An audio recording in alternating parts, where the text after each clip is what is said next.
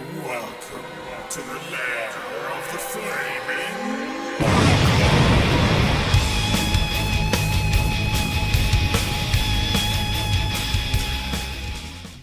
The time traveller, for so it'll be convenient to speak of him, was expounding a recondite matter to us. His grey eyes shone and twinkled, and his usually pale face was flushed and animated. The fire burned brightly, and the soft radiance of the incandescent lights in the lilies of silver caught the bubbles that flashed and passed in our glasses. Our chairs, being his patents, embraced and caressed us rather than submitted to be sat upon. And then there was that luxurious after-dinner atmosphere when thought roams gracefully, free of the trammels of precision. And he put it to us in this way, marking the points with a lean forefinger as we sat and lazily admired his earnestness over this new paradox, as we thought it, and his fecundity. You must follow me carefully. I shall have to controvert one or two ideas that are almost universally accepted. The geometry, for instance, they taught you at school is founded on a misconception.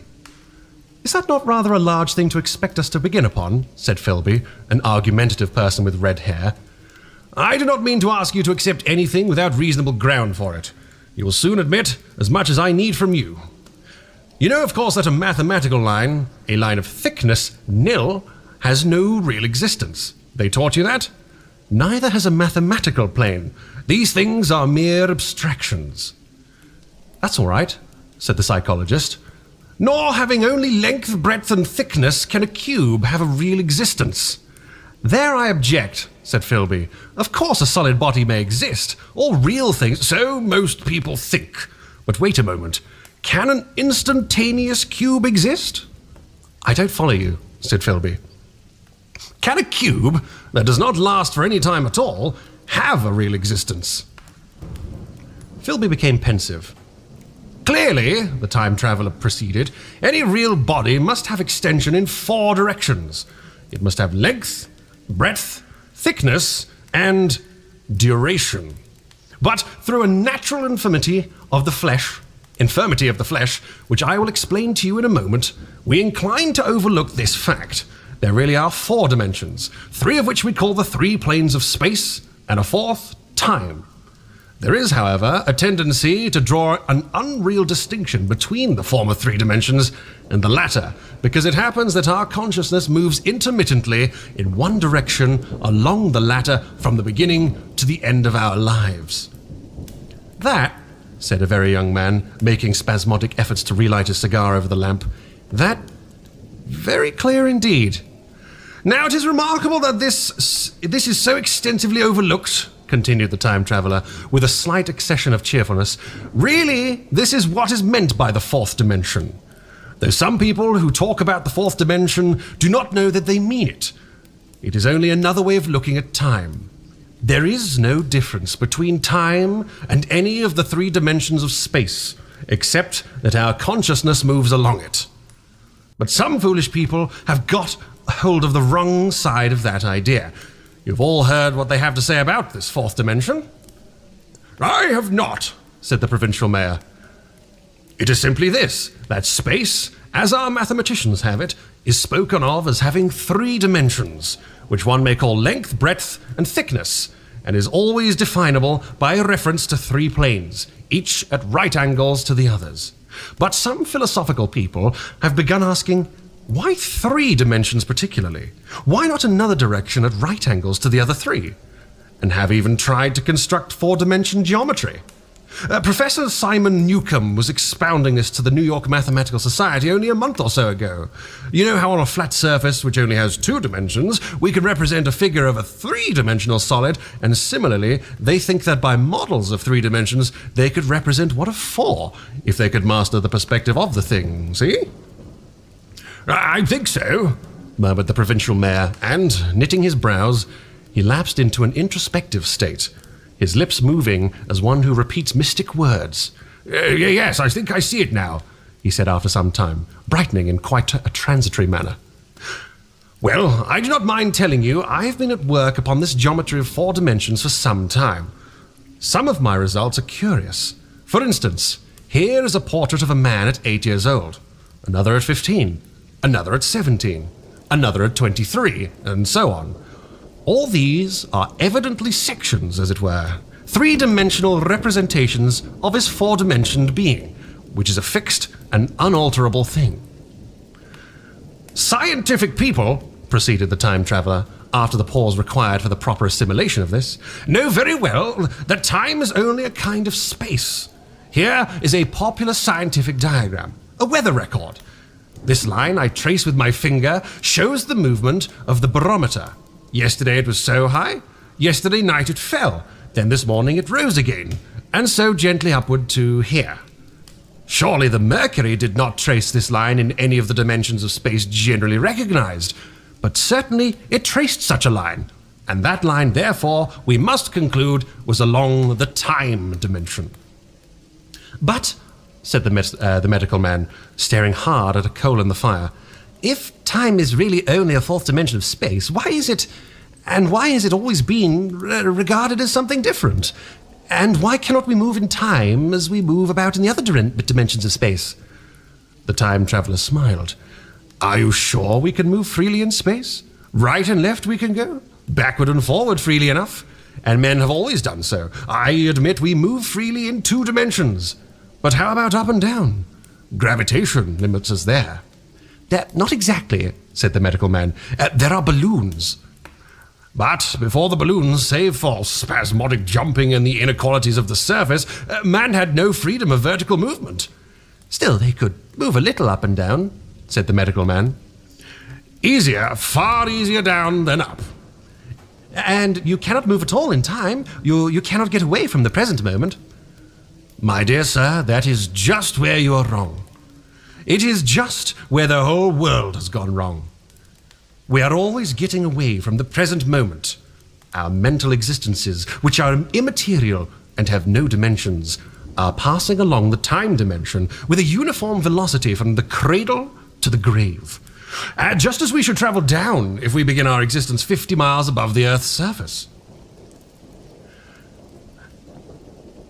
But the great difficulty is this, interrupted the psychologist. You can move about in all directions of space, but you cannot move about in time. That is the germ of my great discovery. But you are wrong to say that we cannot move about in time. For instance, if I'm recalling an incident very vividly, I go back to the very instant of its occurrence. I become absent-minded, as you say. I jump back for a moment. Of course, we have no means of staying back for any length of time, any more than a savage or an animal has of staying 6 feet above the ground. But a civilized man is better off than the savage in this respect. He can go up against gravitation in a balloon, and why should he not hope that ultimately he may be able to stop or accelerate his drift along the time dimension, or even turn around and travel the other way? "Oh, this," began Philby, "is all—" "Why not?" said the time traveler. It's against reason," said Philby. "What reason?" said the time traveler. "You can show black as white by argument," said Philby, "but you'll never convince me." "Possibly not," said the time traveler. "But now you begin to see the object of my investigations into the geometry of 4 dimensions. Long ago, I had a vague inkling of a machine—" "To travel through time?" exclaimed a very young man. "That shall travel indifferently in any direction of space and time, as the driver determines." Philby contented himself with laughter. "But I have experimental verification," said the time traveler. "It would be remarkably convenient for the historian," the psychologist suggested. "One might travel back and verify the accepted account of the Battle of Hastings, for instance." "Don't you think you would attract attention?" said the medical man. "Our ancestors had no great tolerance for anachronisms." "One might get one's Greek from the very lips of Homer and Plato," the very young man thought. "In which case they would certainly plough you for the little go. The German scholars have improved Greek so much." "Then there is the future," said the very young man. "Just think, one might invest all one's money, leave it to accumulate at interest, and hurry on ahead." "To discover a society," said I, "erected on a strictly communistic basis." "Of all the wild, extravagant theories," began the psychologist. "Yes, so it seemed to me, and so I never talked of it until—" "Experimental verification?" cried I. "You're going to verify that?" The experiment? Cried Philby, who was getting brain-weary. Let me see your experiment anyhow, said the psychologist, though it's all humbug, you know. The time traveller smiled round at us. Then, still smiling faintly, and with his hands deep in his trousers pockets, he walked slowly out of the room, and we heard his slippers shuffling down the long passage to his laboratory. The psychologist looked at us. I wonder what he's got. Some sleight-of-hand trick or other, said the medical man, and Philby tried to tell us about a conjurer he'd seen at Burslem, but before he'd finished his preface, the time traveller came back and Philby's anecdote collapsed. There was a misplacement of a speech mark there, apologies. The thing that the time traveller held in his hand was a glittering metallic framework, scarcely larger than a small clock, and very delicately made. There was ivory in it, and some transparent crystalline substance. And now I must be explicit, for this that follows, unless his explanation is to be accepted, is an absolutely unaccountable thing. He took one of the small octagonal tables that were scattered about the room, and set it in front of the fire with two legs on the hearthrug. On this table, he placed the mechanism. He then drew up a chair and sat down. The only other object on the table was a small shaded lamp, the bright light of which fell upon the model. There were also perhaps a dozen candles, 2 in brass candlesticks upon the mantel, and several in sconces, so that the room was brilliantly illuminated. I sat in a low armchair nearest the fire and drew this forward to be almost between the time traveller and the fireplace. Philby sat behind him, looking over his shoulder. The medical man and the provincial mayor watched him in the profile from the right. The psychologist from the left, the very young man, stood behind the psychologist. We were all on the alert. It appears incredible to me that any kind of trick, however subtly conceived and however adroitly done, could have been played upon us under these conditions. The time traveller looked at us, and then at the mechanism. Well, said the psychologist. This little affair, said the time traveller, resting his elbows upon the table and pressing his hands together above the apparatus, is only a model. It is my plan for a machine to travel through time. You'll notice that it looks singularly askew, and that there's an odd twinkling appearance about this bar, as though it were in some way unreal. He pointed to the part with his finger. Also, here is one little white lever, and here is another. The medical man got up out of his chair and peered into the thing. It's beautifully made, he said. Oh, it took 2 years to make, retorted the time traveller. Then, when we had all imitated the action of the medical man, he said, Now I want you clearly to understand that this lever, being pressed over, sends the machine gliding into the future, and this other reverses the motion. This saddle represents the seat of a time traveller. Presently, I'm going to press the lever, and off the machine will go. It will vanish, pass into the future time, and disappear.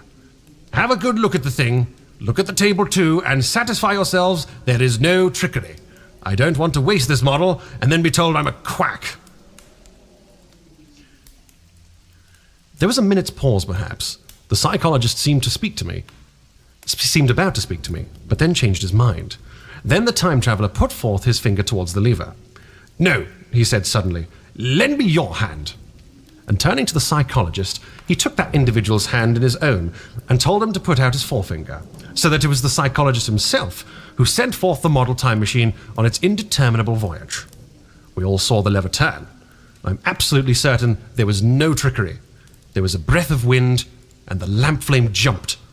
One of the candles on the mantel was blown out, and the little machine suddenly swung round, became indistinct, was seen for a ghost of a second, perhaps as an eddy of a faintly glittering brass and ivory, and it was gone, vanished.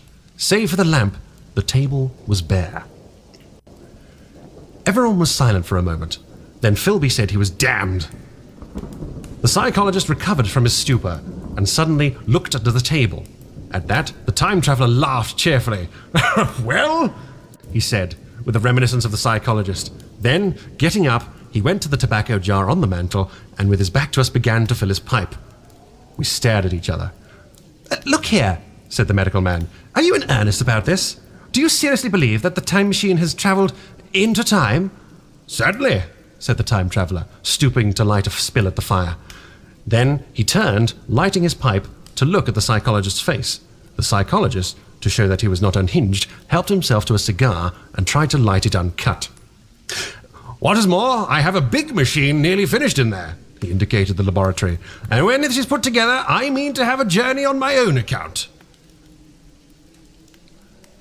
"You mean to say that the time machine has travelled into the future?" said Philby. "Into the future or the past, I don't, for certain, know which." After an interval, the psychologist had an inspiration. "It must have gone into the past if it has gone anywhere," he said. "And why is that?" said the time traveller. "Because I presume that it has not moved in space, and if it travelled into the future, it would still be here all this time, since it must have travelled through this time." "But," I said, "if it travelled into the past, it would have been visible when we first came into this room, and last Thursday when we were here, and the Thursday before that, and so forth." "Serious objections," remarked the provincial mayor, with an air of impartiality, turning towards the time traveller. "Not a bit," said the time traveller, and to the psychologist, "You think you can explain that? It's presentation below the threshold, you know, diluted presentation." "Of course," said the psychologist, and reassured us. "That's a simple point of psychology. I should have thought of it. It's plain enough and helps the paradox delightfully. We cannot see it, nor can we appreciate this machine any more than we can the spoke of a wheel spinning or a bullet flying through the air. If it is travelling through time 50 times or 100 times faster than we are, if it gets through a minute while we all get through a second, the impression it creates on us will of course be only 1/50th or 1/100th of what it would make if it were not travelling in time. That's plain enough." He passed his hand through the space in which the machine had been. "You see?" he said, laughing. We sat and stared at the vacant table for a minute or so. Then the time traveller asked what we'd thought of it all. "It sounds plausible enough tonight," said the medical man. "But wait till tomorrow. Wait for the common sense of the morning." "Would you like to see the time machine itself?" asked the time traveller. And therewith, taking the lamp in his hand, he led the way down the long, draughty corridor to his laboratory. I remember vividly the flickering light, his queer, broad head in silhouette, the dance of the shadows, how we all followed him, puzzled but incredulous, and how, there in his laboratory, we beheld a larger edition of the little mechanism which we'd seen vanish from before our eyes. Parts were of nickel, parts of ivory, parts had certainly been filed or sawn out of rock crystal.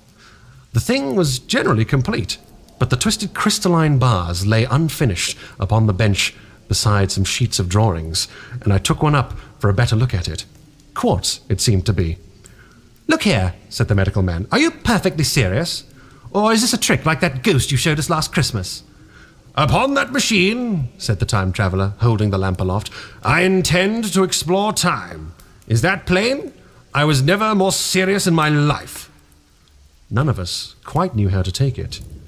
I caught Philby's eye over the shoulder of the medical man, and he winked at me solemnly. And that's chapter 1. Chapter 2. I think at that time, none of us quite believed in the time machine. The fact is, the time traveller was one of those men who are too clever to be believed. You never felt that you saw all round him. You always suspected some subtle reserve, some ingenuity in ambush behind his lucid frankness. Had Philby shown the model and explained the matter in the time traveller's words, we should have known him. We'd have shown him far less skepticism, for we should have perceived his motives. A pork butcher could understand Philby, but the time traveller had more than a touch of whim among his elements, and we distrusted him. Things that would have made the frame of a less clever man seem tricks in his hands. It is a mistake to do things too easily. The serious people that took him seriously never felt quite sure of his deportment. They were somehow aware that trusting their reputations for judgment with him was like furnishing a nursery with eggshell china. So I don't think any of us said very much about the time travelling in the interval between that Thursday and the next, though its odd potentialities ran, no doubt, in most of our minds. Its plausibility, that is, its practical incredibleness, the curious possibilities of anachronism, and of utter confusion it suggested. For my own part, I was particularly preoccupied with the trick of the model that I remember discussing with the medical man who I met on the Friday at the Linnean. He said he'd seen a similar thing at Tübingen, that laid considerable stress on the blowing out of the candle, and how the trick was done he could not explain. The next Thursday I was sent again to Richmond. I suppose I was one of the time traveller's most constant guests, and, arriving late, found 4 or 5 men already assembled in his drawing room. The medical man was standing before the fire with a sheet of paper in one hand and his watch in the other. I looked round for the time traveller, and, "It's 7:30 now," said the medical man. "I suppose we'd better have dinner?" "Where's—" said I, naming our host. "You've just come? It's rather odd. He's unavoidably detained. He asks me in this note to lead off with dinner at 7 if he's not back. Says he'll explain when he comes." "Seems a pity to let the dinner spoil," said the editor of a well-known daily paper, and thereupon the doctor rang the bell. The psychologist was the only person besides the doctor and myself who had attended the previous dinner. The other men were Blank, the editor aforementioned, a certain journalist, and another, a quiet, shy man with a beard, whom I didn't know, and who, as far as my observation went, never opened his mouth all the evening. There was some speculation at the dinner table about the time traveller's absence, and I suggested time travelling in a half-jocular spirit. The editor wanted that explained to him, and the psychologist volunteered a wooden account of the ingenious paradox and trick we had witnessed that day week. He was in the midst of his exposition when the door from the corridor opened slowly and without noise. I was facing the door and saw it first. "Hello?" I said. "At last!" And the door opened wider, and the time traveller stood before us.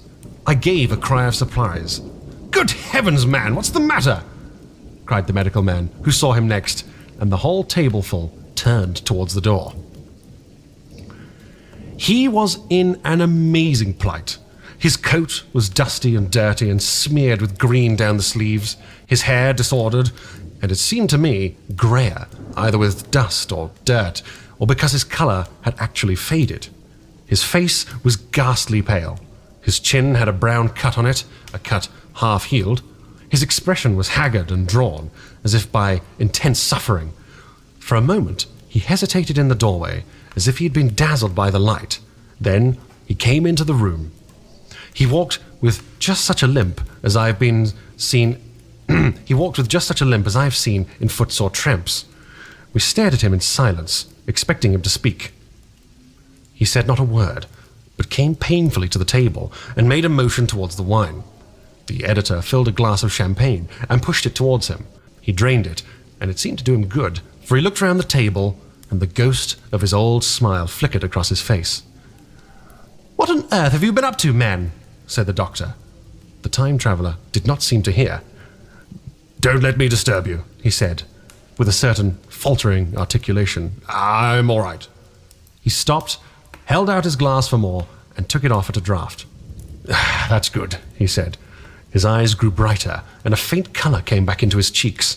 His glance flickered over our faces with a certain dull approval, and then went round the warm and comfortable room and spoke again, still as if it were feeling his way among his words. "I'm going to wash and dress, and then I'll come down and explain things. Save me some of that mutton. I'm starving for a bit of meat." He looked across at the editor, who was a rare visitor, and hoped he was all right. The editor began a question. "Tell you presently," said the time traveller. "I'm funny. Be all right in a minute." He put down his glass and walked towards the staircase door. Again, I remarked his lameness and the soft padding sound of his footfall, and standing up in my place, I saw his feet as he went out. He had nothing on them but a pair of tattered, blood-stained socks. Then the door closed upon him. I had half a mind to follow, till I remembered how he detested any fuss about himself. For a minute, perhaps, my mind was wool-gathering. Then, "Remarkable behaviour of an eminent scientist," I heard the editor say, thinking, after his wont, in headlines. And this brought back my attention to the bright dinner table. "What's the game?" said the journalist. "Had he been doing the amateur cadger? I don't follow." I met the eye of the psychologist and read my own interpretation in his face. I thought of the time traveller limping painfully upstairs. I don't think anyone else had noticed his lameness. The first to recover completely from this surprise was the medical man, who rang the bell. The time traveller hated to have servants waiting at dinner for a hot plate. At that, the editor turned to his knife and fork with a grunt, and the silent man followed suit. The dinner was resumed. Conversation was exclamatory for a little while, with gaps of wonderment, and then the editor got fervent in his curiosity. Does our friend eke out his modest income with a crossing? Or has he his phrases? He inquired. I feel assured it's this business of the time machine, I said, and took up the psychologist's account of our previous meeting. The new guests were frankly incredulous. The editor raised objections. What was this time travelling? The man couldn't cover himself with dust by rolling in a paradox, could he? And then, as the idea came home to him, he resorted to caricature. Hadn't they any clothes brushes in the future? The journalist, too, would not believe at any price, and joined the editor in the easy work of heaping ridicule on the whole thing. They were both the new kind of journalist, very joyous, irreverent young men. Our special correspondent in the day after tomorrow reports, the journalist was saying, or rather shouting, when the time traveller came back. He was dressed in ordinary evening clothes, and nothing save his haggard look remained of the change that had startled me. I say, said the editor hilariously, these chaps here say you've been travelling into the middle of next week.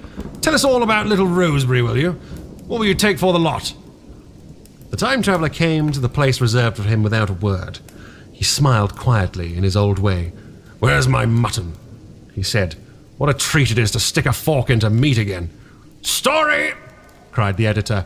Story be damned, said the time traveller. I want something to eat, and I won't say a word until I get some peptone into my arteries. Thanks. And the salt. One word, said I. Have you been time travelling? Yes, said the time traveller with his mouth full, nodding his head.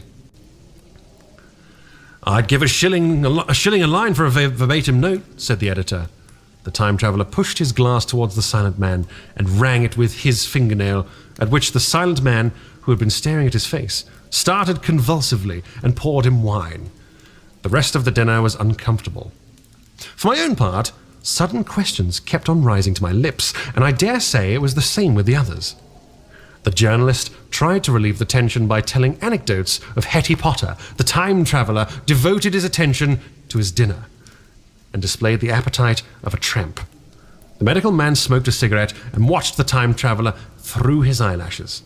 The silent man seemed even more clumsy than usual and drank champagne with regularity and determination out of sheer nervousness.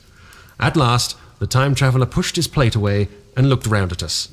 I suppose I must apologize, he said. I was simply starving. I've had the most amazing time. He reached out his hand for a cigar and cut the end. But come, into the smoking room. It's too long a story to tell over greasy plates. And ringing the bell in passing, he led his way into the adjoining room. You have told Blank and Dash and Chose about the machine? He said to me, leaning back in his easy chair and naming the three new guests. But the thing's a mere paradox, said the editor. I can't argue tonight. I don't mind telling you the story, but I can't argue. I will, he went on, tell you the story of what has happened to me, if you like, but you must refrain from interruptions. I want to tell it, badly. Most of it will sound like lying. So be it. It's true, every word of it, all the same.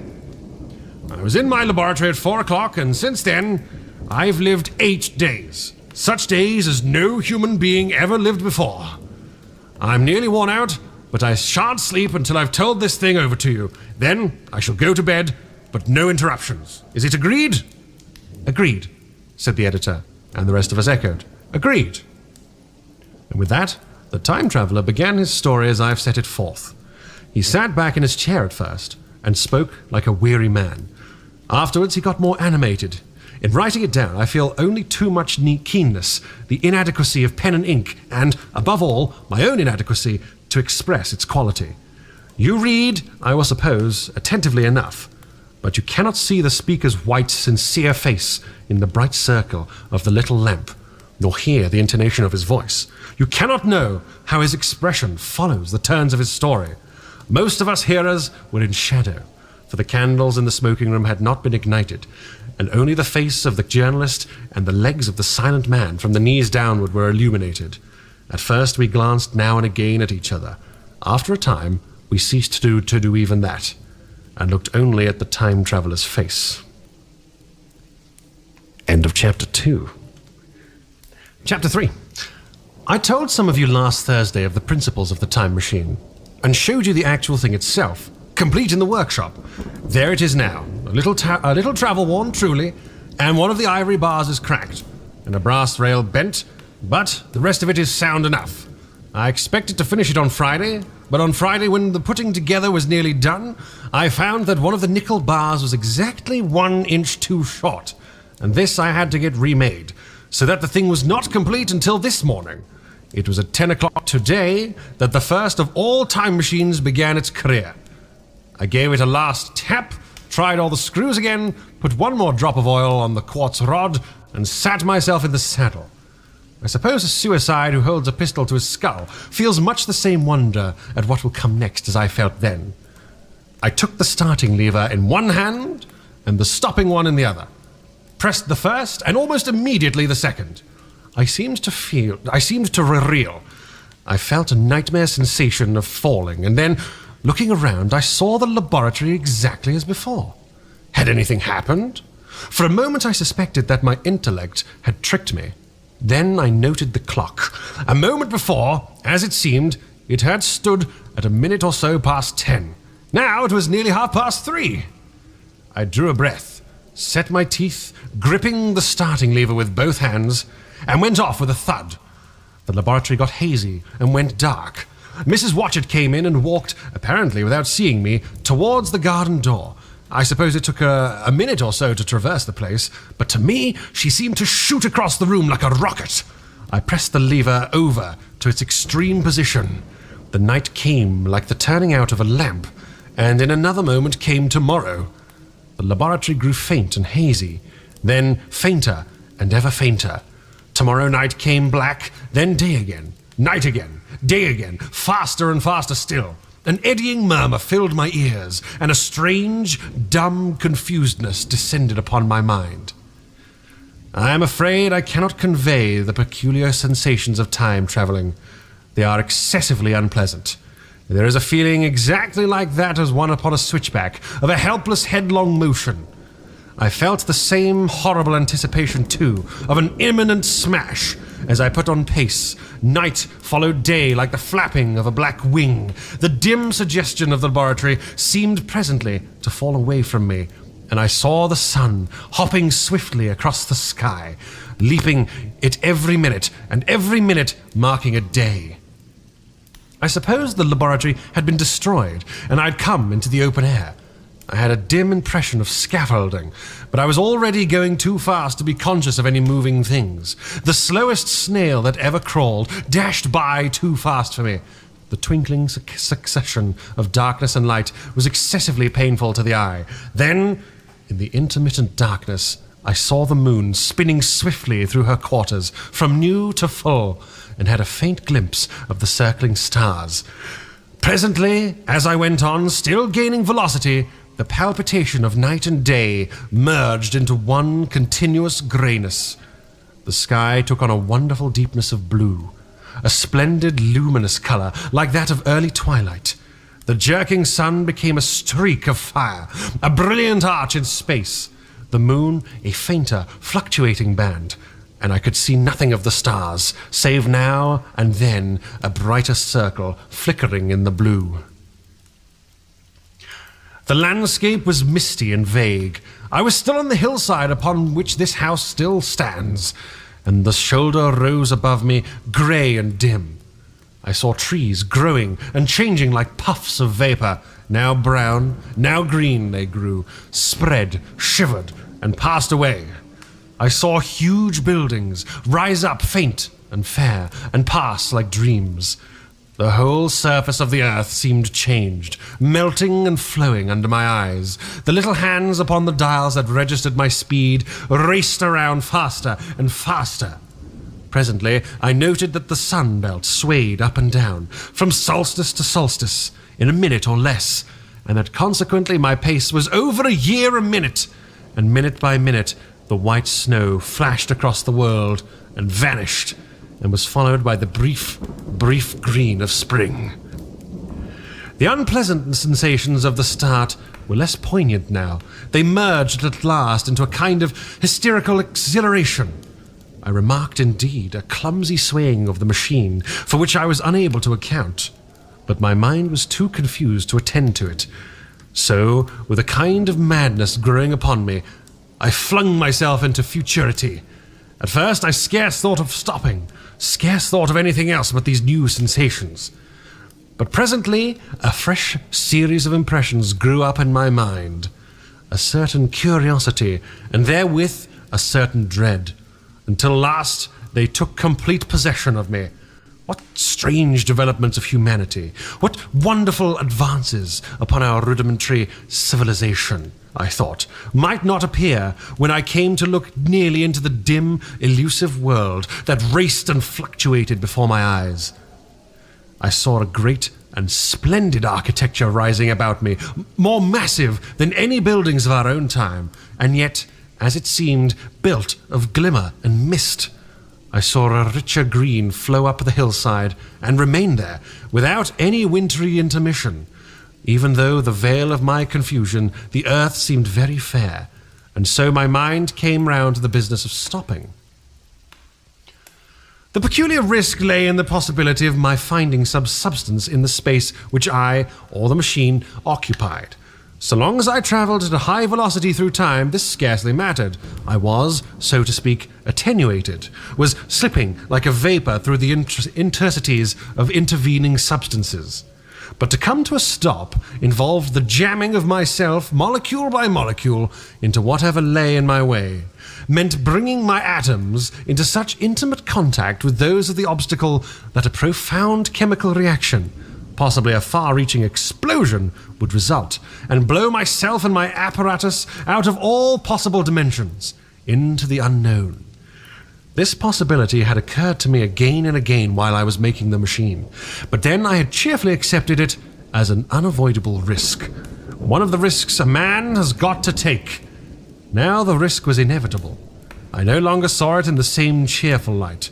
The fact that, insensibly, the absolute strangeness of everything, the sickly jarring and swaying of the machine, above all, the feeling of prolonged falling, had absolutely upset my nerve. I told myself that I could never stop, and with a gust of petulance, I resolved to stop forthwith. Like an impatient fool, I lugged over the lever, and incontinently the thing went reeling over, and I was flung headlong through the air. There was a sound of a clap of thunder in my ears. I may have been stunned for a moment. A pitiless hail was hissing around me, and I was sitting on the soft turf in front of the overset machine.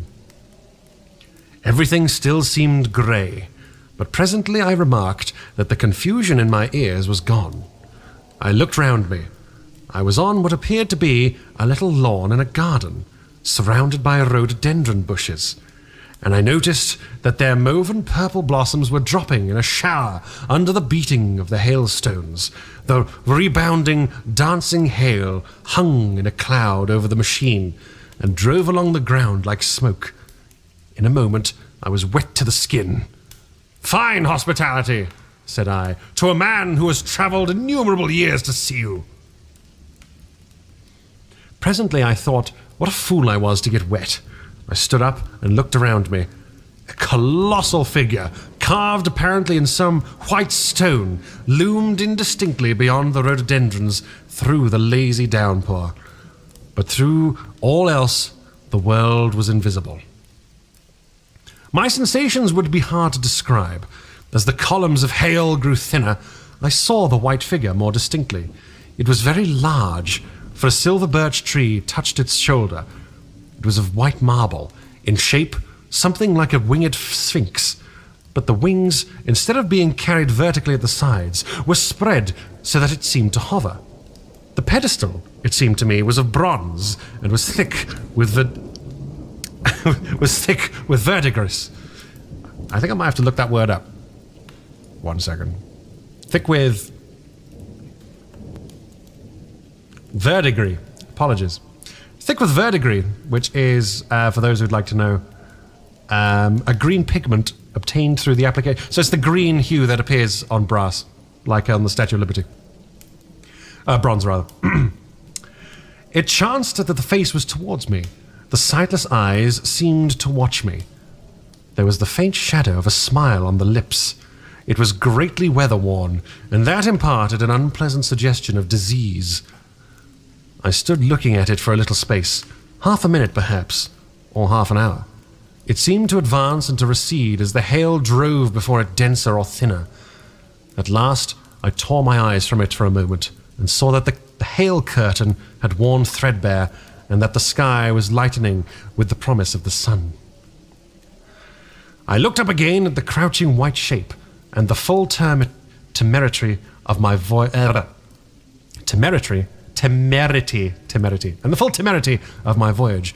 came suddenly upon me. What might appear when that hazy curtain was altogether withdrawn? What might not have happened? What might have happened to men? What if cruelty had grown into a common passion? What if in this interval the race had lost its manliness and had developed into something inhuman, unsympathetic, and overwhelmingly powerful? I might seem some old-world savage animal, only the more dreadful and disgusting for our common likeness, a foul creature to be incontinently slain. Already I saw other vast shapes, huge buildings with intricate parapets and tall columns, with a wooded hillside dimly creeping in upon me through the lessening storm. I was seized with panic, fear. I turned frantically to the time machine and strove hard to readjust it. As I did so, the shafts of the sun smote through the thunderstorm. The grey downpour was swept aside and vanished like the trailing garments of a ghost. Above me, in the intense blue of the summer sky, some faint brown shreds of cloud whirled into nothingness. The great buildings about me stood out clear and distinct, shining with the wet of the thunderstorm. I picked out in white by the unmelted hailstones piled upon their courses. I felt naked in a strange world. I felt as perhaps a bird may feel in the clear air, knowing the hawk wings above and will swoop. My fear grew to frenzy. I took a breathing space, set my teeth, and again grappled fiercely, wrist and knee, with the machine. It gave under my desperate onset and turned over. It struck my chin violently, one side on the saddle, the other on the lever. One hand on the saddle, the other on the lever. I stood panting heavily, in attitude to mount again. But with this recovery of a prompt retreat, my courage recovered.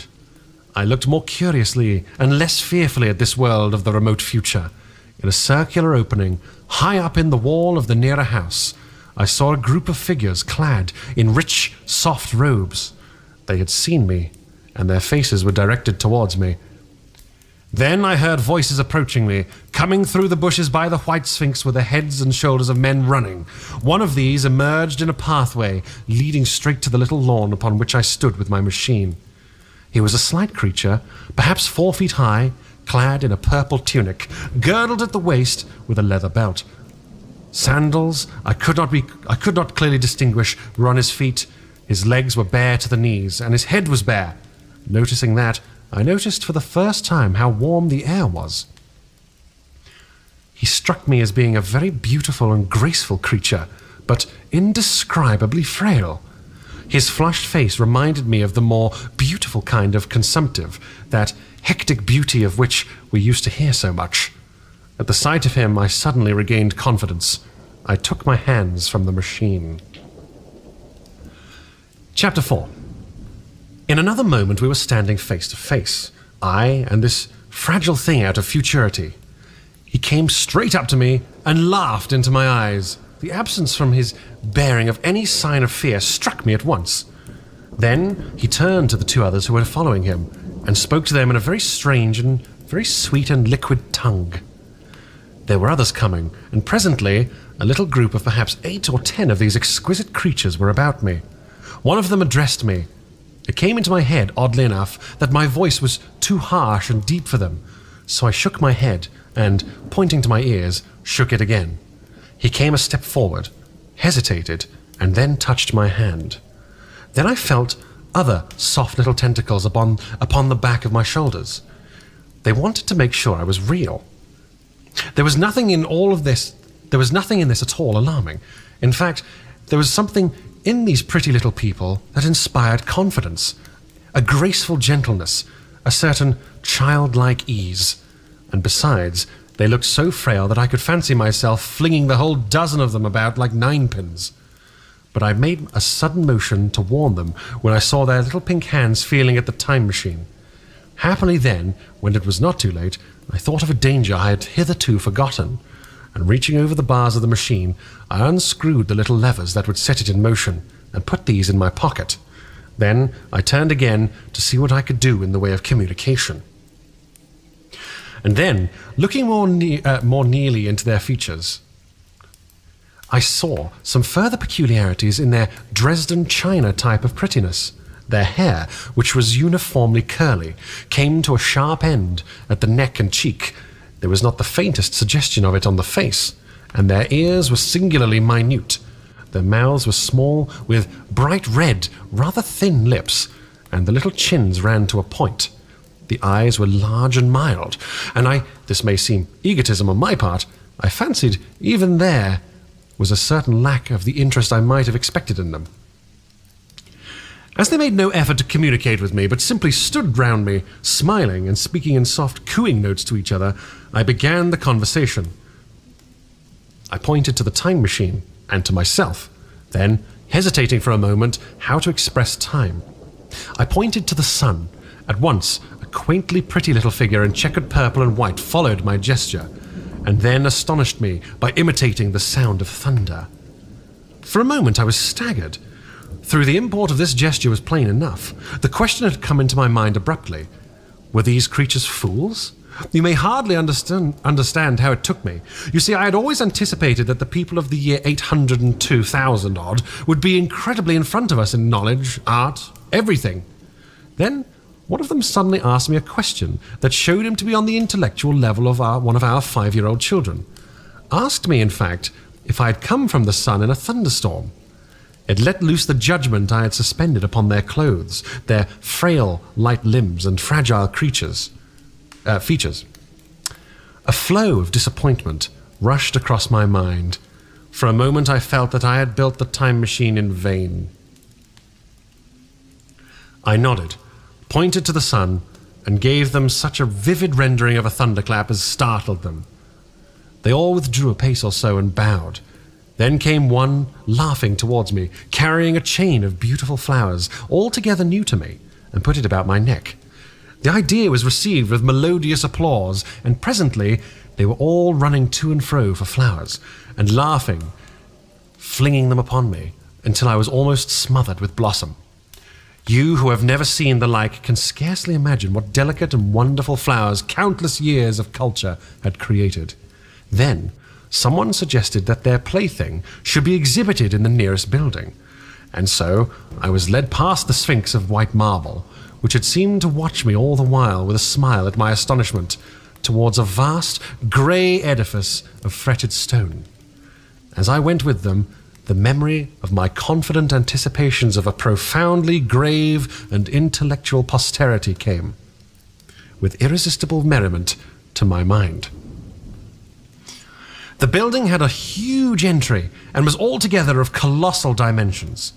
I was naturally most occupied with the growing crowd of little people, and with the big open portals that yawned before me, shadowy and mysterious.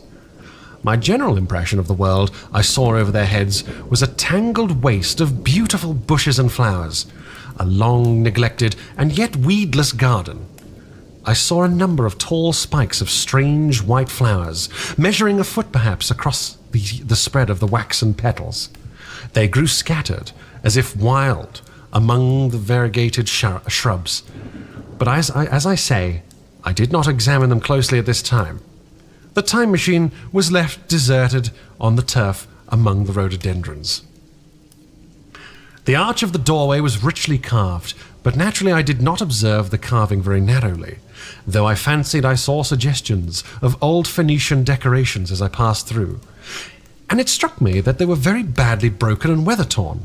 Several more brightly clad people met me in the doorway, and so we entered. I, dressed in dingy 19th century garments, looking grotesque enough, garlanded with flowers, and surrounded by an eddying mass of bright, soft-coloured robes and shining white limbs in a melodious whirl of laughter and laughing speech. The big doorway opened into a proportionately great hall hung with brown. The roof was in shadow, and the windows, partially glazed with coloured glass and partially unglazed, admitted a tempered light. The floor was made up of huge blocks of some very hard white metal, not plates nor slabs, blocks, and it was so much worn, as I judged by the going to and fro of past generations, as to be deeply channeled along the more frequented ways.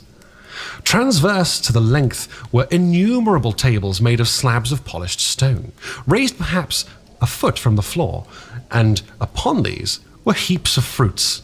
Some I recognized as a kind of hypertrophied raspberry and orange, but for the most part they were strange. Between the tables was scattered a number of cushions, and upon these my conductors seated themselves, signing for me to do likewise.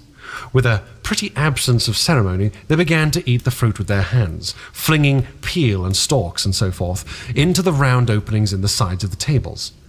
I was not loath to follow their example, for I felt thirsty and hungry, and as I did so, I surveyed the hall at my leisure. And perhaps the thing that struck me most was its dilapidated look.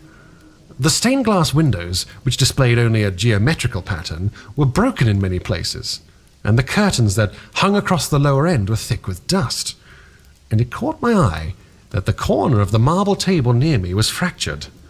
Nevertheless, the general effect was extremely rich and picturesque.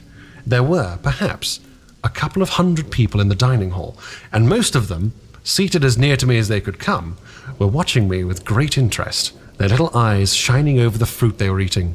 All were clad in the same soft and yet strong, silky material. Fruit, by the by, was all their diet.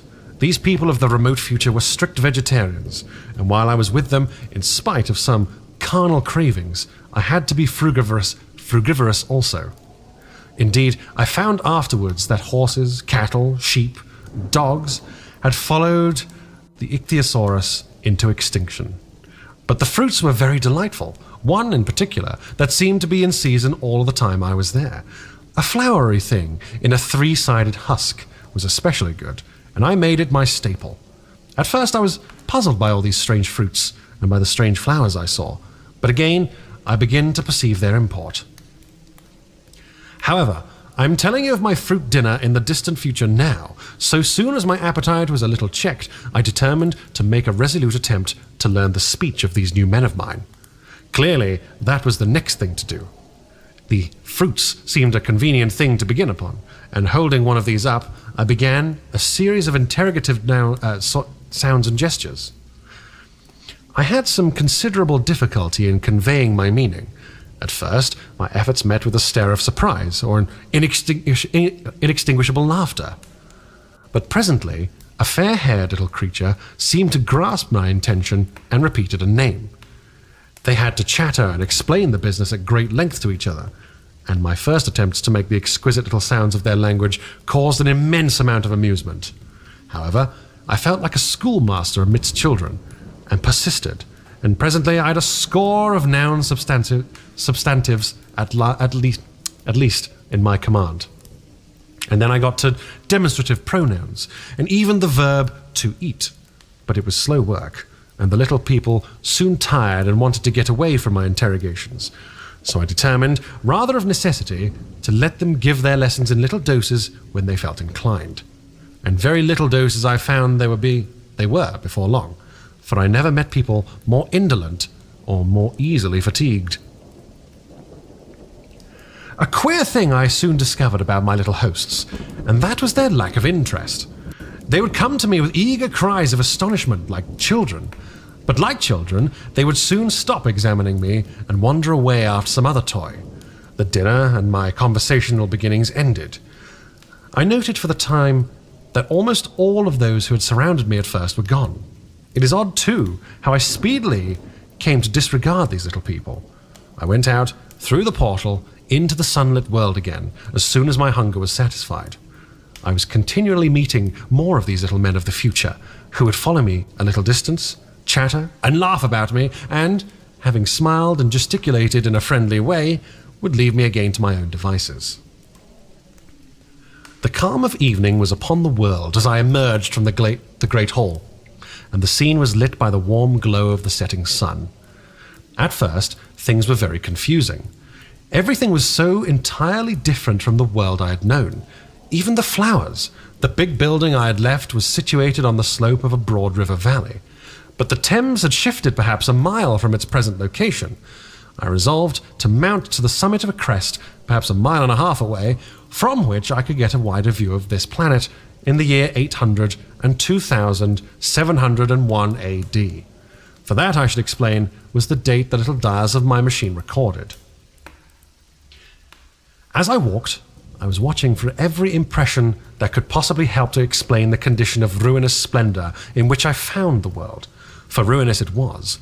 A little way up the hill, for instance, was a great heap of granite, bound together by masses of aluminium, a vast labyrinth of precipitous walls and crumpled heaps, amidst which were thick heaps of a very beautiful pagoda-like plants, nettles, possibly, but wonderfully tinted with brown about the leaves, and incapable of stinging. It was evidently the derelict remains of some vast structure. To what end built, I could not determine. It was here that I was destined at a later date to have a very strange experience, the first intimation of a still stranger discovery. But of that I will speak in its proper place. Looking around with sudden thought, from a terrace on which I rested for a while, I realized there were no small houses to be seen. Apparently, the single house, and possibly even the household, had vanished. Here and there among the greenery were palace-like buildings, but the house and the cottage, which from such characteristic features as our own English landscape, had disappeared. Communism, I said to myself. And on the heels of that came another thought. I looked at the half-dozen little figures that were following me. Then, in a flash, I perceived that all had the same form of costume, the same soft, hairless visage, and the same girlish rotundity of limb. It may seem strange, perhaps, that I had not noticed this before, but everything was so strange. Now I saw the fact plainly enough. In costume, and in all the differences of texture and bearing that now mark off the sexes from each other, these people of the future were alike, and the children seemed to my eyes to be but the miniatures of their parents. I judged then that the children of that time were extremely precocious, physically at least, and I found afterwards an abundant verification of my opinion. Seeing the ease and security in which these people were living, I felt that this close resemblance of the sexes was after all what one would expect. For the strength of a man and the softness of a woman, the institution of the family and the differentiation of occupants are mere militant necessities of an age of physical force, where population is balanced and abundant. Much childbearing becomes an evil rather than a blessing to the state, where violence comes but rarely and offspring are secure. There is less necessity, indeed there is no necessity, for an efficient family, and the specialization of the sexes with reference to their children's needs disappears. We see some beginnings of this even in our own time, and in future ages where it is complete. This, I must remind you, was my speculation at the time. Later, I was to appreciate how far it fell short of the reality. While I was musing upon these things, my attention was attracted by a pretty little structure, like a well under a cupola. I thought in a transitory way of the oddness of these wells still existing, and then resumed the thread of my speculations. There were no large buildings towards the top of the hill, and as my walking powers were evidently miraculous, I was presently left alone for the time being. With a strange sense of freedom and adventure, I pushed up onto the crest. There I found a seat of some yellow metal that I did not recognize, corroded in places with a kind of pinkish rust and half smothered in soft moss. The armrests cast and filled into the resemblance of griffins' heads. I sat down on it, and I surveyed the broad view of our old world under the sunset of that long day. It was as sweet and as fair a view as I have ever seen. The sun had already gone below the horizon in the west, and it was flaming gold, touched with some horizontal bars of purple and crimson. Below the valley of the Thames, in which the river lay like a band of burnished steel, I have already spoken of the great palaces dotted about the vegetated greenery, some in ruins and some still occupied. Here and there rose a white or silvery figure in waste gardens of the earth. Here and there came the sharp, vertical line of some cupola or obelisk. There were no hedges, no signs of proprietary rights, no evidences of agriculture. The whole earth had become a garden. So watching, I began to put my interpretation upon the things I had seen, and as it shaped itself to me that evening, my interpretation was something in this way. Afterwards I had found I'd only gotten a half-truth, or only a glimpse of one facet of the truth. It seemed to me that I had happened upon humanity upon the wane. The ruddy sunset set me thinking of the sunset of mankind. For the first time, I began to realize an odd consequence of the social effort in which we are at present engaged. And yet, come to think, it is a logical consequence enough. Strength is the outcome of need. Security sets a premium on feebleness. The work of the conditions of life, the true civilizing process that makes life more and more secure, had steadily gone into a climax. One triumph of a united humanity over nature had followed another. Things that are now mere dreams had become projects, deliberately put in hand and carried forward, and the harvest was what I saw. After all, the sanitation and the agriculture of today are still in the rudimentary stage. The science of our time has attacked but a little department of the field of human disease, but even so, it spreads its operations very steadily and persistently. Our agriculture and horticulture destroy a weed just here and there and cultivate perhaps a score or two of wholesome plants, leaving the greater number to fight out the balance as they can. We improve our favorite plants and animals, and how few they are, gradually by selective breeding. Now a new and better peach, now a seedless grape, now a sweeter and larger flower, now a more convenient breed of cattle. We improve them gradually because our ideals are vague and tentative, and our knowledge is very limited, because nature too is shy and slow in our clumsy hands. Someday, this will be all better organized, and still better. That is the drift of the current in spite of the eddies. The whole world will be intelligent, educated, and cooperating. Things will move faster and faster towards the subjugation of nature. In the end, wisely and carefully, we shall readjust the balance of animal and vegetable life to suit our human needs. This adjustment, I say, must have been done, and done well, done indeed for all time. In the space of time across which my machine had leaped, the air was free from gnats, the earth from weeds or fungi. Everywhere were fruits and sweet and delightful flowers. Brilliant butterflies flew hither and thither. The ideal of preventative medicine was attained. Diseases had been stamped out. I saw no evidence of any contagious diseases during all my stay, and I shall have to tell you later that even the processes of putrefaction and decay had been profoundly affected by these changes. Social triumphs too had been affected. I saw mankind housed in these splendid shelters, gloriously clothed, and yet I found them engaged in no toil. There were no signs of struggle, neither social nor economical struggle. The shop, the advertisement, traffic, all of that commerce which constitutes the body of our world was gone. It was natural on that golden evening that I should jump at the idea of a social paradise. The difficulty of increasing population had been met, I guessed, and the population had ceased to increase. But with this changing condition comes inevitably adaptations to the change. What, unless biological science is a mass of errors, is the cause of human intelligence and vigor, hardship and freedom, conditions under which the active, strong, and subtle survive, and the weaker go to the wall. Conditions that put a premium upon the loyal alliance of capable men, upon self-restraint, patience and decision, and the institution of the family and the emotions that arise therein, the fierce jealousy, the tenderness for offspring, parental self-devotion, all found their justification and support in the imminent dangers of the young. Now, where were these imminent dangers? There is a sentiment arising, and it'll grow, against connubial jealousy, against fierce maternity, against passion of all sorts, unnecessary things now, and things that make us uncomfortable, savage survivals, discords in a refined and pleasant life. I thought of the physical slightness of the people, their lack of intelligence, and those big, abundant ruins, and it strengthened my belief in a perfect conquest of nature. For after the battle comes quiet.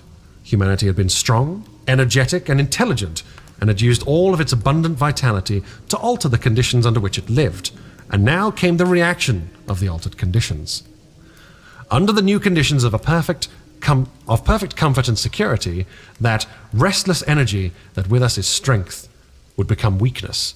Even in our own time, certain tendencies and desires, once necessary to survival, are a constant source of failure. Physical courage and the love of battle, for instance, are no great help, may even be of hindrances to a civilized man.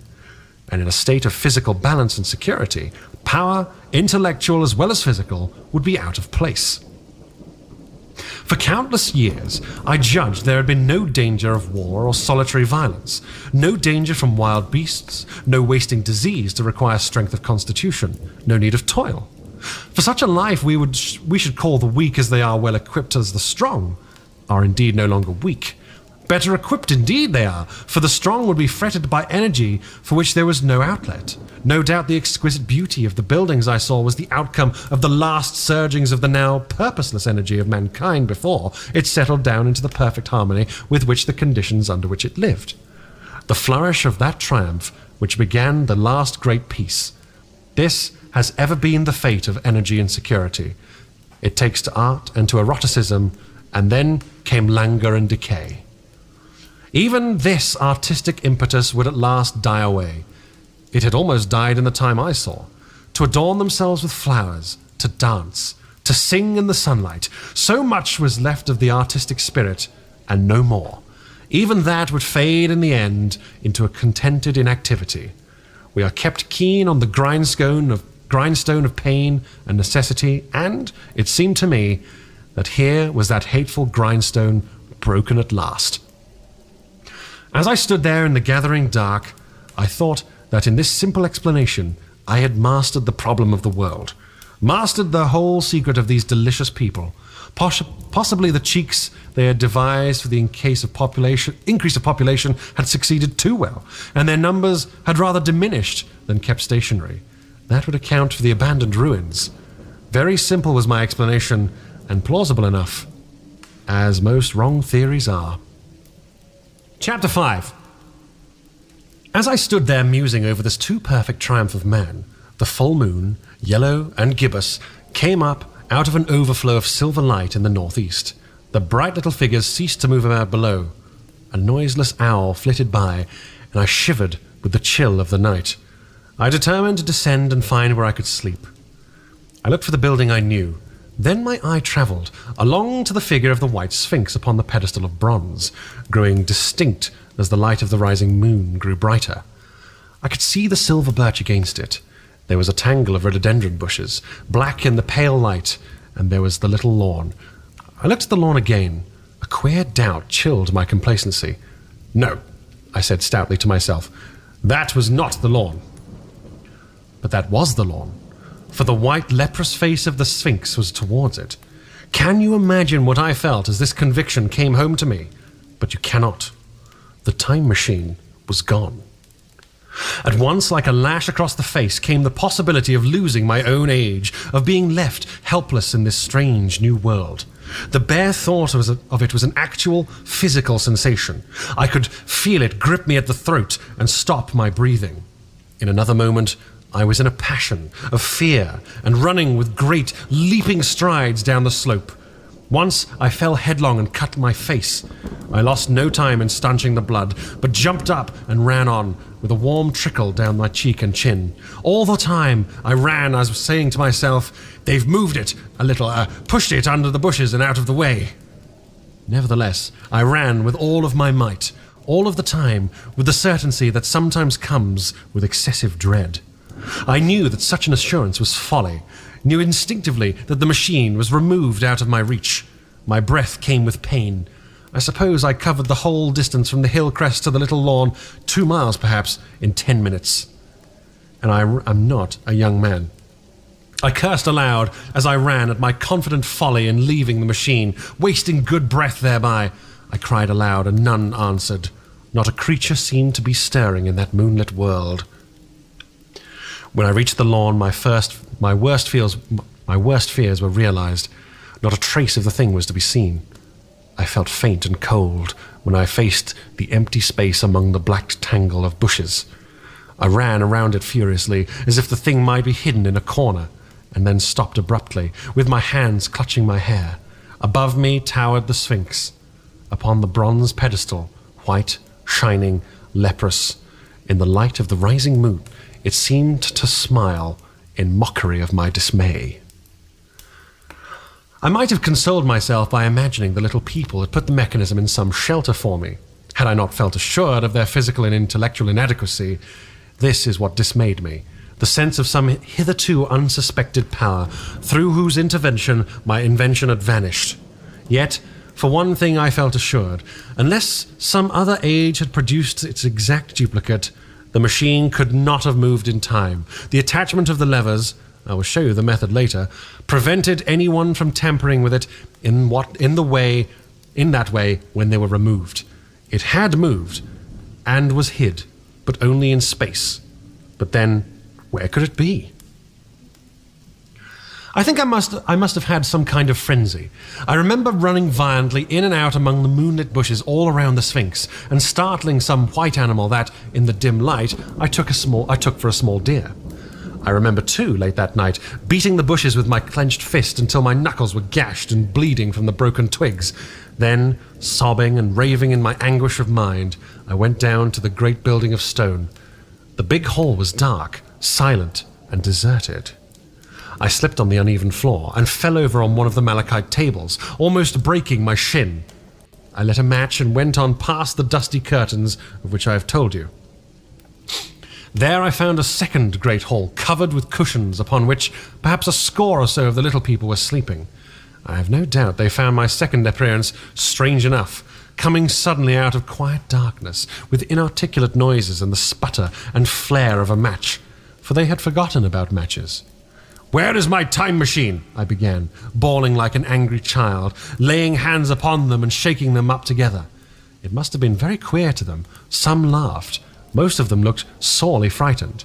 When I saw them standing around me, it came into my head that I was doing as foolish a thing as it was possible for me to do under the circumstances. In trying to revive the sensation of fear, for, reasoning from their daylight behavior, I thought that fear must have also been forgotten. Abruptly, I dashed down the match and, knocking one of the people over in my course, went blundering across the big dining hall again. Out under the moonlight, I heard cries of terror, and their little feet running and stumbling this way and that. I do not remember all I did as the moon crept up at the sky. I suppose it was the unexpected nature of my loss that maddened me. I felt hopelessly cut off from my own kind, a strange animal in an unknown world. I must have raved to and fro, screaming and crying upon God and fate.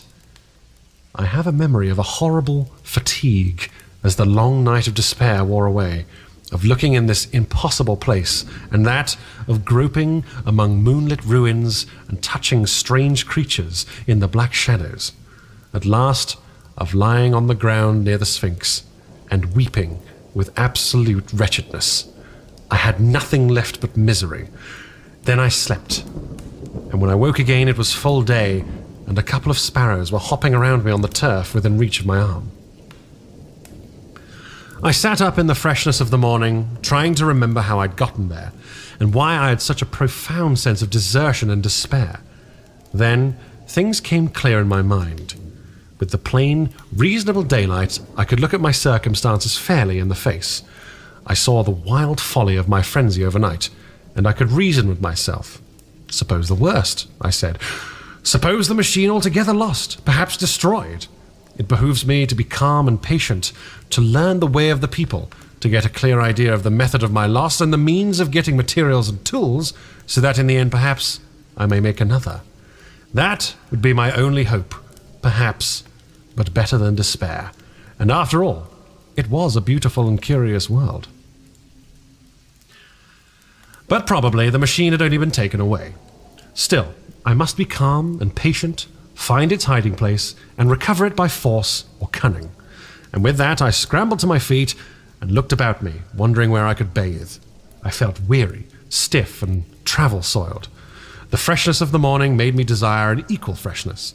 I had exhausted my emotion. Indeed, as I went about my business, I found myself wondering at my intense excitement overnight. I made a careful examination of the ground about the little lawn. I wasted some time in futile questionings, conveyed as well as I was able to such of the little people as came by. They all failed to understand my gestures. Some were simply stolid. Some thought it was a jest and laughed at me. I had the hardest task in the world to keep my hands off their pretty laughing faces. It was a foolish impulse, but the devil begotten of fear and blind anger was ill-curbed and still eager to take advantage of my perplexity. The turf gave better counsel. I found a groove ripped in it, about midway between the pedestal of the Sphinx and the marks of my feet, where, on arrival, I had struggled with the overturned machine. There were other signs of removal about, with queer, narrow footprints, like I could imagine made by a sloth. This directed my closer attention to the pedestal. It was, as I think I have said, made of bronze. It was not a mere block, but highly decorated with deep framed panels on either side. I went and rapped at these. The pedestal was hollow. Examining the panels with care, I found them discontinuous within the frames. There were no handles or keyholes, but possibly the panels, if they were doors, as I suppose, opened from within. One thing was clear enough to my mind. It took no very great mental effort to infer that my time machine was inside that pedestal. But how it got there was a different problem. I saw the heads of two orange-clad people coming through the bushes and under some blossom-covered apple trees towards me. I turned, smiling to them, and beckoned them to me. They came, and then, pointing to the bronze pedestal, I tried to imitate my wish to open it. But at my first gesture towards this, they behaved very oddly. I don't know how to convey their expression to you. Suppose you were to use a grossly improper gesture to a delicate-minded woman. It is how she would look. They went off as if they had received the last possible insult. I tried a sweet-looking little chap in white next, with exactly the same result. Somehow, his manner made me feel ashamed of myself. But, as you know, I wanted the time machine, and I tried him once more. As he turned off, like the others, my temper got the better of me. In 3 strides, I was after him, had him by the loose part of his robe, and began dragging him towards the Sphinx. Then I saw the horror and repugnance in his face, and all of a sudden, I let him go. But I was not beaten yet. I banged with my fist at the bronze panels. I thought I heard something stir inside. To be explicit, I thought I heard a sound like a chuckle, but I may have been mistaken. Then I got a big pebble from the river and came and hammered till I had flattened a coil in the decorations, and the verdigris came off in powdery flakes. The delicate little people must have heard me hammering in gusty outbreaks a mile away on either hand, but nothing came of it. I saw a crowd of them there upon the slopes, looking furtively at me. At last, hot and tired, I sat down to watch the place, but I was too restless to watch for long. I am too occidental for a long vigil. I could work at a problem for years, but wait inactive for 24 hours, that is another matter. I got up after a time and began walking aimlessly through the bushes towards the hill again. Patience, I said to myself. If you want your machine again, you must leave that Sphinx alone. If they mean to take your machine away, it's little good you're wrecking their bronze panels. And if you don't, you'll get it back as soon as you can ask for it. To sit among all those unknown things before a puzzle like that is hopeless. That way lies monomania. Face this world, learn its ways, watch it. Be careful of too hasty gestures at its meaning. In the end, you'll find clues to it all. Then suddenly, the humour of the situation came into my mind. The thought of the years I'd spent in study and toil to get into the future, and now my passion of anxiety to get out of it. I'd made myself the most complicated and most hopeless trap that a man ever devised. Although it was at my own expense, I could not help myself, and laughed aloud. Going through the big palace, it seemed to me that the little people avoided me.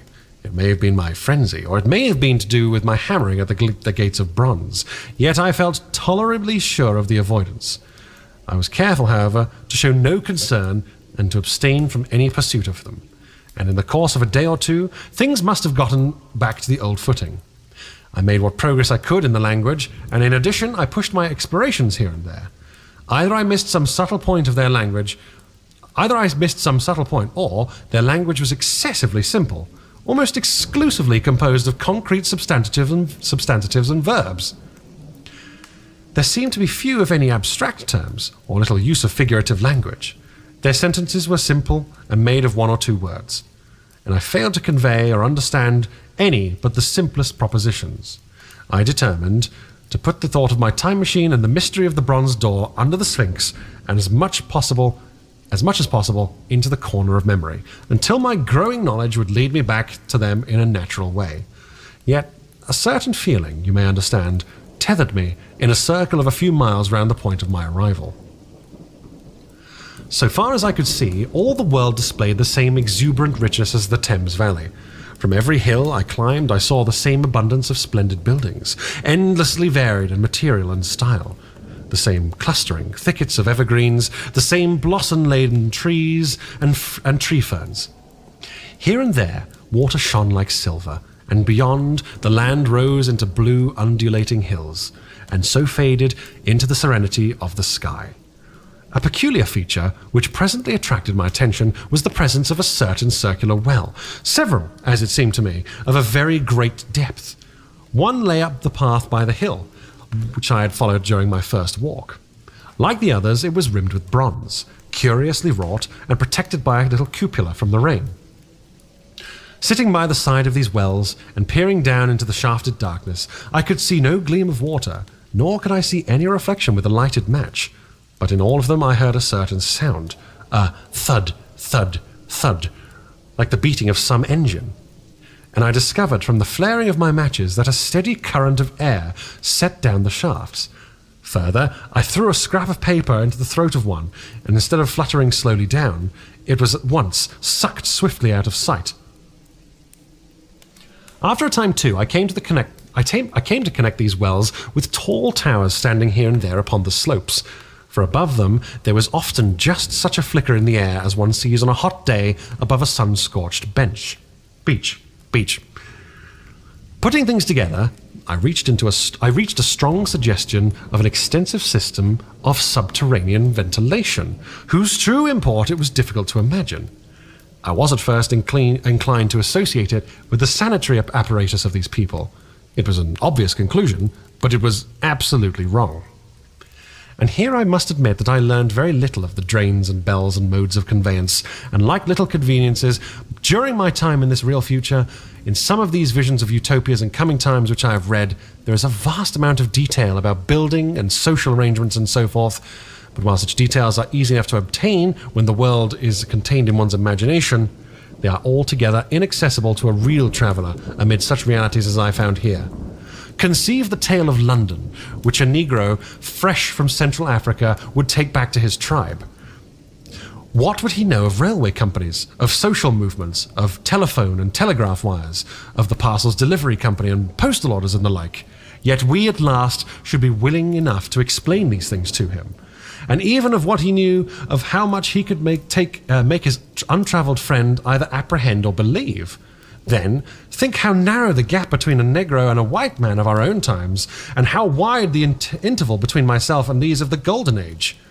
I was sensible of much which was unseen, and which contributed to my comfort, but save for a general impression of automatic organization, I fear I can convey very little of the difference to your mind. In the matter of sepulture, for instance, I could see no sign of crematoria, nor anything suggestive of tombs. It occurred to me that possibly these might be cemeteries or crematoria somewhere beyond the range of my explorings. Then, this again was a question I deliberately put to myself, and my curiosity was at first entirely defeated upon the point. The thing puzzled me, and I was led to make a further remark, which puzzled me still more, that aged and infirm among these people there was none. I must confess that my satisfaction with my first theories of an automatic civilization and decadent humanity did not long endure, yet I could think of no other. Let me put across my difficulties. The several big palaces I'd explored were mere living places, great dining halls and sleeping apartments. I could find no machinery nor appliances of any kind, yet these people were clothed in pleasant fabrics that must at times need renewal, and their sandals, though undecorated, were fairly complex specimens of metalwork. Somehow, such things must be made. And the little people displayed no vestige of a creative tendency. There were no shops, no workshops, no sign of importations among them. They spent all of their time in playing gently, in bathing in the river, in making love in a half-playful fashion, in eating fruit and sleeping. I could not see how things were kept going. Then again, about the time machine, something, I knew not what, had taken it into the hollow pedestal of the White Sphinx. Why? For the life of me, I could not imagine. Those waterless wells, too, those flickering pillars. I felt I lacked a clue. How should I put it? Suppose you found an inscription with sentences here and there in excellent plain English, and interpolated therewith others made up of words, of letters even, absolutely unknown to you. Well, on the third day of my visit, that was how the world of 802,701 presented itself to me. That day, too, I made a friend, of a sort. It happened that, as I was watching one of the little people bathing in a shallow, one of them was seized with cramp and began drifting downstream. The main current ran rather swiftly, but not too strongly for even a moderate swimmer. It will give you an idea, therefore, of the strange deficiency in these creatures, when I tell you that none made the slightest attempt to rescue the weakly crying little thing which was drowning before their eyes. When I realized this, I hurriedly slipped off my clothes, and wading in a point lower down, I caught the poor mite and drew her safe to land. A little rubbing of the limbs soon brought her round, and I had the satisfaction of seeing she was all right before I left her. I had gotten to such a low estimate of her kind that I did not expect any gratitude whatsoever from her. In that, however, I was wrong. This happened in the morning, and in the afternoon I met my little woman, as I believed it was, as I was returning towards my centre from an exploration. And she received me with cries of delight and presented me with a big garland of flowers, evidently made for me and me alone. The thing took my imagination. Very possibly I had been feeling desolate. At any rate, I did my best to display my appreciation for the gift.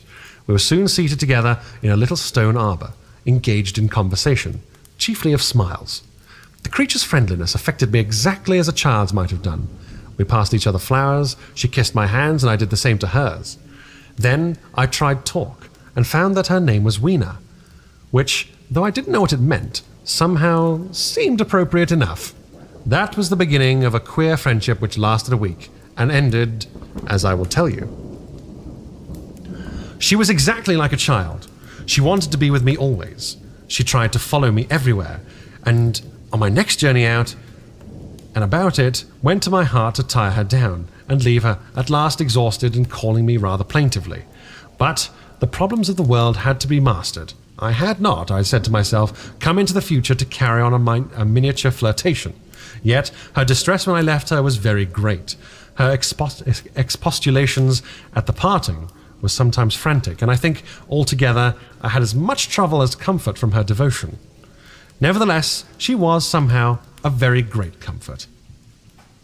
I thought it was mere childish affection that made her cling to me. Until it was too late, I did not clearly know what I had inflicted upon her when I left her, nor until it was too late did I clearly understand what she was to me, for by merely seeming fond of me, and showing in her weak, futile way that she cared for me, the little doll of a creature presently gave my return to the neighbourhood of the White Sphinx almost the feeling of coming home, and I would watch for her tiny figure of white and gold so soon as I came over the hill. It was from her, too, that I learned that fear had not yet left the world.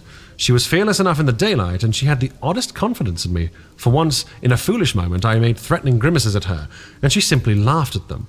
But she dreaded the dark, dreaded shadows, dreaded black things. Darkness to her was one thing dreadful. It was a singularly passionate emotion, and it set me thinking and observing. I discovered then, among other things, that these little people gathered into great houses after dark and slept in droves. To enter upon them without a light was to put them into a tumult of apprehension. I never found one out of doors or one sleeping alone within doors after dark. Yet I was still such a blockhead that I missed the lesson of that fear, and in spite of Weena's distress, I insisted upon sleeping away from these slumbering multitudes. It troubled her greatly, but in the end, her odd affection for me triumphed, and for 5 of the nights of our acquaintance, including the last night of all, she slept with her head pillowed upon my arm. But my story slips away from me as I speak of her. It must have been the night before her rescue that I was awakened about dawn. I had been restless, dreaming most disagreeably that I was drowned, and that sea anemones were feeling over my face with their soft palps. I woke with a start, and with an odd fancy that some greyish animal had just rushed out of the chamber, I tried to get to sleep again, but I felt restless and uncomfortable. It was that grey, dim hour when things are just creeping out of darkness, when everything is colourless and clear-cut, and yet unreal. I got up and went down into the great hall, and so out upon the flagstones in front of the palace. I thought I would make a virtue of necessity and see the sunrise. The moon was setting, and the dying moonlight and first pallor of dawn were mingled in a ghastly half-light. The bushes were inky black, the ground a sombre grey, the sky colourless and cheerless, and up the hill I thought I could see ghosts. There, several times, as I scanned the slope, I saw white figures. Twice I fancied I saw a solitary white, ape-like creature running rather quickly up the hill, and once near the ruins I saw a leash of them carrying some dark body. They moved hastily. I did not see what became of them. It seemed that they vanished among the bushes. The dawn was still indistinct, but you must understand, I was feeling that chill, uncertain, early morning feeling you may have known. I doubted my eyes. Let's have a quick sip of water. As the eastern sky grew brighter, and as the light of day came on and its vivid colouring returned to the world once more, I scanned the view keenly, but I saw no vestige of my white figures. They were mere creatures of the half-light. "They must have been ghosts," I said. I wonder whence they dated." For a queer notion of Grant Allen's came into my head and amused me. If each generation die and leave ghosts, he argued, the world would at last get overcrowded with them. On the theory that would have grown innumerable some 800,000 years hence, and it was no great wonder to see 4 at once. But the jest was unsatisfying, and I was thinking of these figures all of the morning, until Weena's rescue drove them out of my head. I associated them in some indefinite way with the white animal I had startled in my first passionate search for the time machine. But Weena was a pleasant substitute. Yet, all the same, they were soon destined to take far deadlier possession of my mind. I think I've said how much hotter than our own was the weather of this golden age. I cannot account for it. It may have been the sun was hotter, or the earth nearer the sun. It is usual to assume the sun will go on cooling steadily in the future, but people unfamiliar with such speculations as those of the younger Darwin forget that the planets must ultimately fall back one by one into the parent body. As these catastrophes occur, the sun will blaze with renewed energy, and it may be that some inner planet has suffered this fate.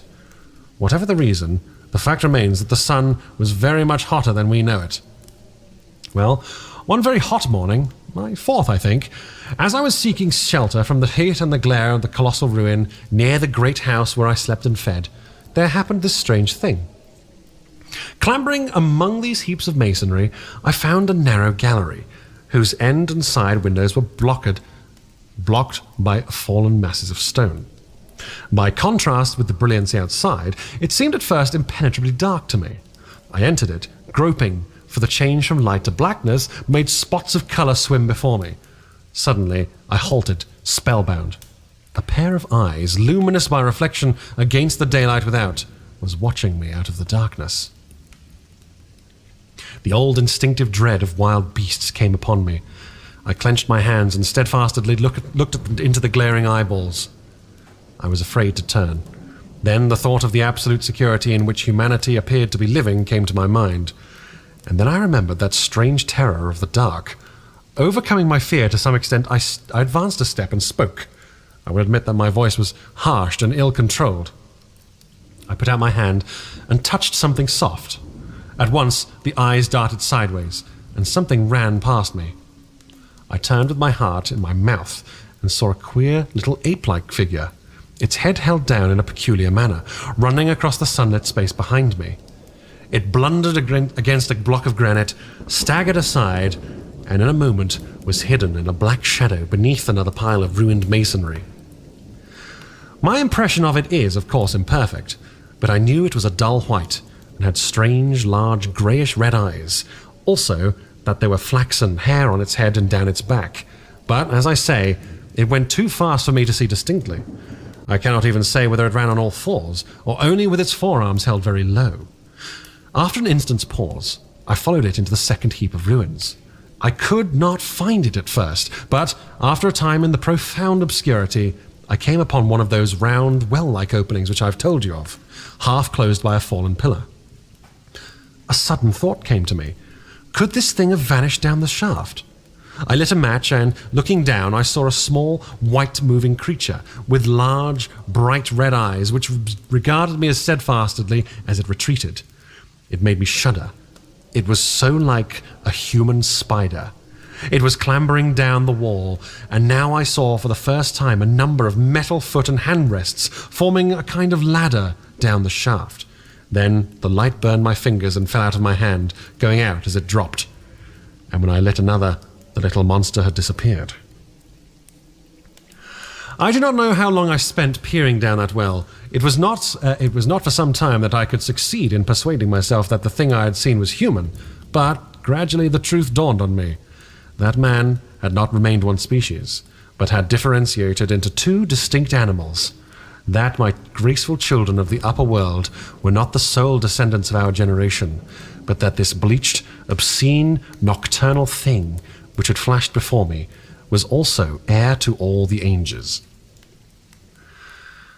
I thought of the flickering pillars, and of my theory of an underground ventilation, and I began to suspect their true import. And what, I wondered, was this lemur doing in my scheme of a perfectly balanced organization? How was it related to the indolent serenity of the beautiful upperworlders? And what was it doing hidden down there, at the foot of that shaft? I sat upon the edge of the well, telling myself that, at any rate, there was nothing to fear, and that I must descend for the solution of my difficulties. And withal, I was absolutely afraid to go. As I hesitated, two of the beautiful upper-world people came running in their amorous sport across the daylight in the shadow. The male pursued the female, flinging flowers at her as he ran. They seemed distressed to find me, my arm against the overturned pillar, peering down the well. Apparently it was considered bad form to remark these apertures, for once I pointed one out, they tried to frame a question about it in their tongue. They were still more visibly distressed and turned away. But they were interested by my matches, and as I struck one to amuse them, I tried them again about the well, and then again I failed. So presently I left them, meaning to go back to Weena and see what I could get from her. But my mind was already in revolution. My guesses and impressions were slipping and sliding to a new adjustment. I had now a clue to the import of these wells, to the ventilating towers, to the mystery of the ghosts, to say nothing at the hint of a meaning of the bronze gates and the fate of my time machine. And very vaguely there came a suggestion towards the solution of the economic problem that had puzzled me.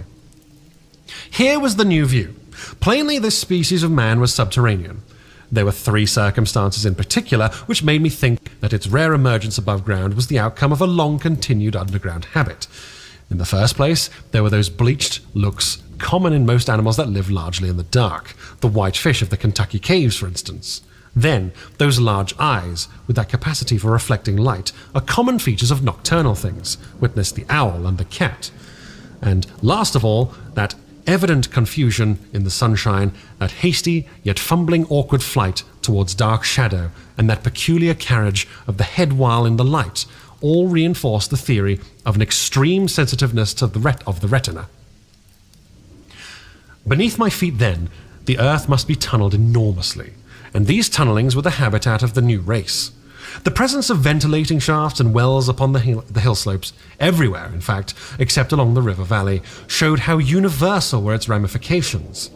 What so natural then as to assume that it was in this artificial underworld that such work was as necessary to the comfort of daylight race as was necessary to the comfort of the daylight race was done?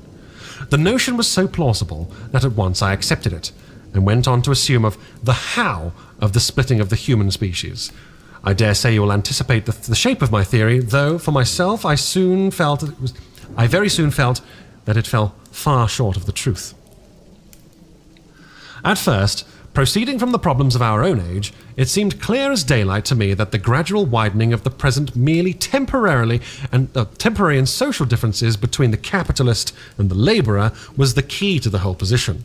No doubt it will seem grotesque enough to you, and widely incredible, and yet even now there are existing circumstances to point that way. There is a tendency to utilize underground space for the less ornamental purposes of civilization. There is the Metropolitan Railway in London, for example. There are new electric railways, there are subways, there are underground workrooms and restaurants, and they increase and multiply. Evidently, I thought this tendency had increased till industry had gradually lost its birthright in the sky. I mean that it had gone deeper and deeper into larger and ever larger underground factories, spending a still increasing amount of its time therein, till, in the end, even now, does not an East End worker live in such artificial conditions as to practically be cut off from the natural surface of the earth? Again, the exclusive tendency of richer people, due no doubt to the increasing refinement of their education and the widening gulf between them and the rude violence of the poor, is already leading to the closing, in their interest, of considerable portions of the surface of the land.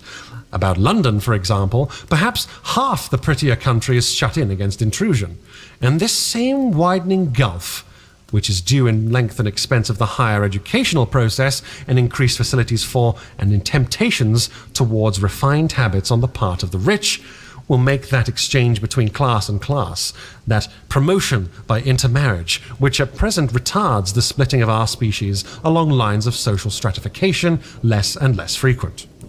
So, in the end, above ground you must have the haves, pursuing pleasure and comfort and beauty, and below grounds the have-nots, the workers, getting continually adapted to the conditions of their labour.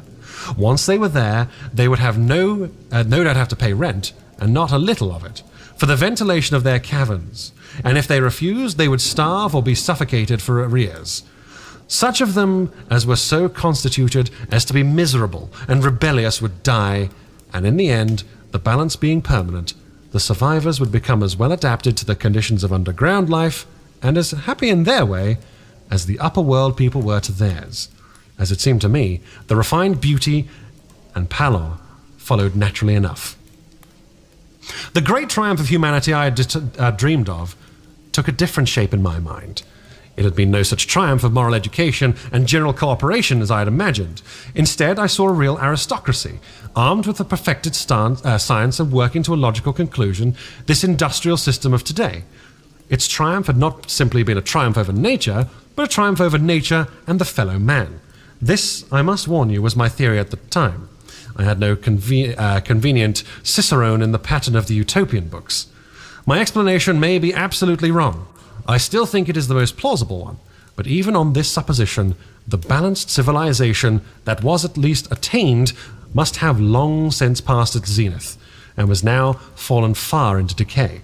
The too perfect security of the upper worlders had led them to a slow movement of degeneration, to a general dwindling in size, strength, and intelligence. That I could see clearly enough already. What had happened to these undergrounders I did not yet suspect, but from what I had seen of the Morlocks, that, by the way, was the name by which these creatures were called, I could imagine that the modification of the human type was even far more profound than among the Eloi, the beautiful race that I already knew. Then came troublesome doubts. Why had the Morlocks taken my time machine? For I felt sure it was them who had taken it. Why too? If the Eloi were masters, could they not restore the machine to me? And why were they so terribly afraid of the dark? I proceeded, as I have said, to question Weena about this underworld. But here again I was disappointed. At first she would not understand my questions, and presently she refused to answer them. She shivered, as though the topic was unendurable, and when I pressed her, perhaps a little harshly, she burst into tears. They were the only tears, except my own, that I ever saw in the Golden Age. When I saw them, I ceased abruptly to trouble about the Morlocks, and was only concerned in banishing these sights of the human inheritance from Weena's eyes. And very soon she was smiling and clapping her hands, while I solemnly burned a match. Chapter 6. It may seem odd to you, but it was 2 days before I could follow up on the newfound clue in what was manifestly the proper way. I felt a peculiar shrinking from these pallid bodies. They were just as half-bleached colour of the worms and the things that one sees preserved in the spirit of a zoological museum, and they were filthy cold to the touch. Probably my shrinking was largely due to the sympathetic influence of the Eloi, whose disgust of the Morlocks I now began to appreciate. The next night, I did not sleep well. Probably my health was a little disordered. I was oppressed with perplexity and doubt. Once or twice I had a feeling of intense fear for which I could not perceive any definite reason. I remember creeping noiselessly into the great hall where the little people were sleeping in the moonlight. That night, Weena was among them, and feeling reassured by their presence, it occurred to me even then that in the course of a few days the moon must pass through its last quarter, and the nights grow dark, when the appearances of these unpleasant creatures from below, these whitened lemurs, this new vermin that had replaced the old, might be more abundant. And on both these days, I had the restless feeling of one who shirks an inevitable duty. I felt assured that the time machine was only to be recovered by boldly penetrating those underground mysteries. Yet I could not face the mystery. If only I had a companion, it would have been different. But I was so horribly alone, and even to clamber down into the darkness of the well appalled me. I don't know if you will understand my feeling, but I never quite felt safe at my back. It was this restlessness, this insecurity perhaps, that drove me further and further afield in my exploring expeditions, going to the southwestward towards the rising country that is now called Coombe Wood. I observed far off, in the direction of 19th century Banstead, a vast green structure, different in character from any I had hitherto seen. It was larger than the largest of palaces or ruins I knew, and the facade had an oriental look, the face of it having the lustre, as well as the pale green tint, a kind of bluish green, of a certain type of Chinese porcelain. This difference in aspect suggested a difference in use, and I was minded to push on and explore. But the day was growing late, and I had come upon the site of the palace after a long and tiring circuit. So I resolved to hold over the adventure to the following day, and I returned to the welcome and caresses of little Weena. But next morning, I perceived clearly enough that my curiosity regarding the palace of green porcelain was a piece of self-deception, to enable me to shirk by another day, an experience I dreaded. I resolved that I would make the descent without further waste of time, and started out in the early morning towards a well near the ruins of granite and aluminium. Little Weena ran with me. She danced beside me to the well, but when she saw me lean over the mouth and look downward, she seemed strangely disconcerted. "Goodbye, little Weena," I said, kissing her, and then, putting her down, I began to feel over the parapet for the climbing hooks. Rather hastily as well, I may confess, for I feared my courage might leak away. At first, she watched me in amazement. Then she gave a most piteous cry, and running to me, she began to pull at me with her little hands. I think her opposition nerved me rather to proceed. I shook her off, perhaps a little roughly, and in another moment I was in the throat of the well. I saw her agonized face, and over the parapet, and smiled to reassure her. Then I had to look down at the unstable hooks to which I clung. I had to clamber down a shaft of perhaps 200 yards. The descent was effected by means of metallic bars projecting from the sides of the well, and these being adapted to the needs of a creature much smaller and lighter than myself, I was speedily cramped and fatigued by the descent, and not simply fatigued. One of the bars went suddenly under my weight and almost swung me off into the blackness beneath. At that moment I hung by one hand, and after that experience I dare not rest again. Though my arms and back were presently acutely painful, I went on clambering down the sheer ascent with as quick a motion as possible. Glancing upward, I saw an aperture, a small blue disc, in which a star was visible, while little Wiener's head showed as a round black projection. The thudding sound of a machine below grew louder and more oppressive. Everything, save that little disc, was profoundly dark, and when I looked up again, Wiener had disappeared. I was in an agony of discomfort. I had some thought of trying to go up over the shaft again and leave the underworld alone. But even while I turned this over in my mind, I continued to descend. At last, with intense relief, I saw dimly coming up, a foot to the right of me, a slender loophole in my back, and my arms ached. My back was cramped and I was trembling with the prolonged terror of a fall. Besides this, the unbroken darkness had had a distressing effect upon my eyes. The air was full of throb and hum of machinery pumping air down the shaft. I do not know how long I lay. I was roused by a soft hand touching my face. Starting up in the darkness, I snatched at my matches, and, hastily striking one, I saw 3 stooping white creatures, similar to the one I'd seen above ground in the ruin, hastily retreating before the light.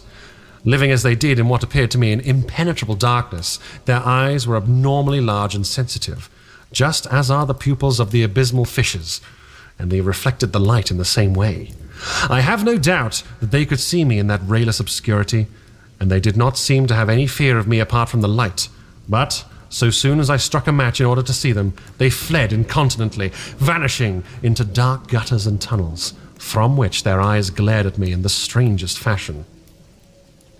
I tried to call them, but the language they had was apparently different from that of the overworld people, so that I was needs left to my own, unaided efforts, and the thought of flight before my exploration was even then in my mind. But I said to myself, "You are in it for now." And feeling my way along the tunnel, I found the noise of machinery grow louder. Presently the walls fell away from me, and I came to a large open space, and, striking another match, saw that I had entered a vast arched cavern, which stretched into utter darkness beyond the range of my light. The view I had of it was as much as one could see with the burning of a match. Necessarily, my memory is vague. Great shapes like the big machines rose out of the dimness and cast grotesque black shadows, in which dim spectral Morlocks sheltered from the glare. The place, by the by, was very stuffy and oppressive, and the faint halitus of freshly shed blood was in the air. Some way down the central vista was a little table of white metal, laid with what seemed a meal. The Morlocks, at any rate, were carnivorous. Even at that time, I remember wondering what large animal could have survived to furnish the red joint I saw. It was all very indistinct. The heavy smell, the big, unmeaning shapes, the obscure figures lurking in the shadows, and only waiting for the darkness to come at me again. Then the match burned down and stung my fingers and fell, a wriggling red spot in the blackness. I have thought since on how particularly ill-equipped I was for such an experience. When I had started with the time machine, I had come with the absurd assumption that the men of the future would certainly be infinitely ahead of ourselves with all their appliances. I had come without arms, without medicine, without anything to smoke, and at times I missed my tobacco frightfully. Even without enough matches. If only I'd thought of a Kodak, I could have flashed that glimpse of the underworld in a second and examined it at leisure. But, as it was, I stood there with only the weapons and the powers that nature had endowed me with, hands, feet, and teeth. These, and 4 safety matches that still remained to me. I was afraid to push my way in all this amongst this machinery in the dark, and it was only with the last glimpse of light that I had discovered that my store of matches had run low. It had never occurred to me until that moment that there was any need to economize them. I had wasted almost half the box in astonishing the upperworlders, to whom fire was a novelty. Now, as I say, I had 4 left, and while I stood in the dark, a hand touched mine. Lank fingers came feeling over my face, and I was sensible of a peculiar, unpleasant odor. I fancied I heard the breathing of a crowd of those dreadful little beings about me. I felt the box of matches in my hand being gently disengaged, and the other hands behind me plucking at my clothing. The sense of these unseen creatures examining me was indescribably unpleasant. The sudden realization of my ignorance of their ways of thinking and doing came home to me very vividly in the darkness. I shouted at them as loudly as I could. They started away, and then I could feel them approaching me again. They clutched at me so more boldly, whispering odd sounds to each other. I shivered violently and shouted again, rather discordantly. This time they were not so seriously alarmed, and they made a queer laughing noise as they came back at me. I will confess I was horribly frightened. I determined to strike another match and escape under the protection of its glare. I did so, and eking out the flicker with a scrap of paper from my pocket, I made good my retreat to the narrow tunnel. But I'd scarce entered this when my light was blown out, and in the darkness I could hear the Morlocks rustling like wind among leaves and pattering like the rain as they hurried after me. In a moment, I was clutched by several hands, and there was no mistaking that they were trying to haul me back. I struck another light and waved it in their dazzled faces. You can scarce imagine how nauseatingly inhuman they looked, those pale, chinless faces and great, lidless, pinkish grey eyes. As they stared in their blindness and bewilderment, but I did not stay to look, I promise you, I retreated again, and when my second match had ended, I struck my third, and I'd almost burned through it when I reached the opening to the shaft. I lay down on the edge, for the throb of the great pump below made me giddy.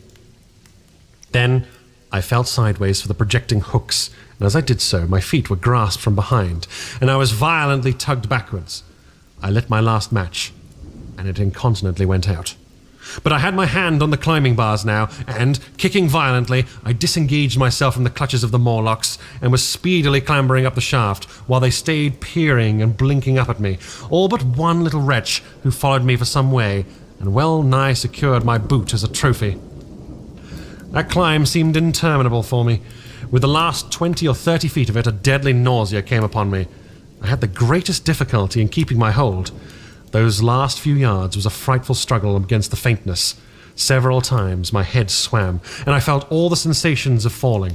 At last, however, I got over the well mouth somehow, and staggered out of the ruin into the blinding sunlight.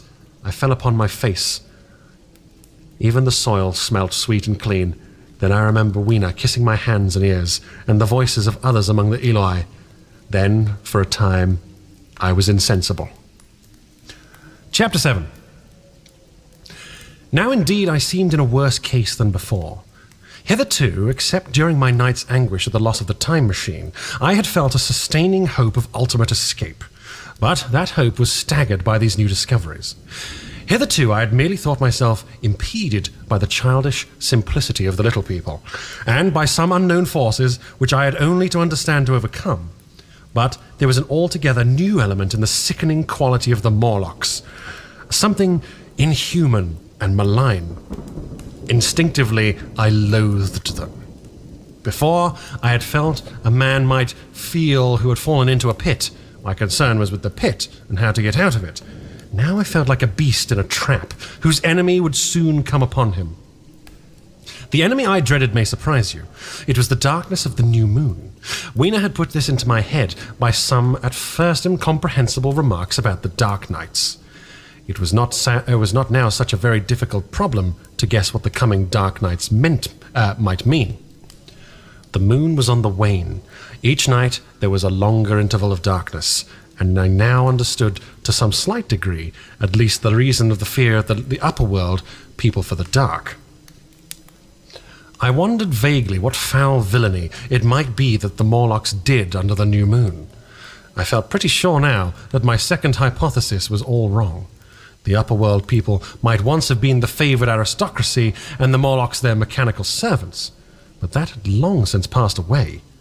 The two species that had resulted from the evolution of man were sliding down towards, or had already arrived at, an altogether new relationship.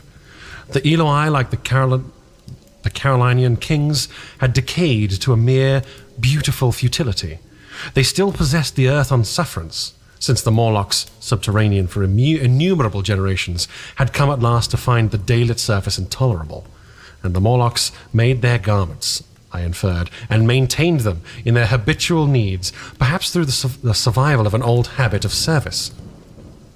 They did it as a standing horse paws with its foot, or as a man enjoys killing animals in sport, because ancient and departed necessities had impressed upon it, the organism. But clearly the old order was already in part reversed. The nemesis of the delicate ones was creeping on apace.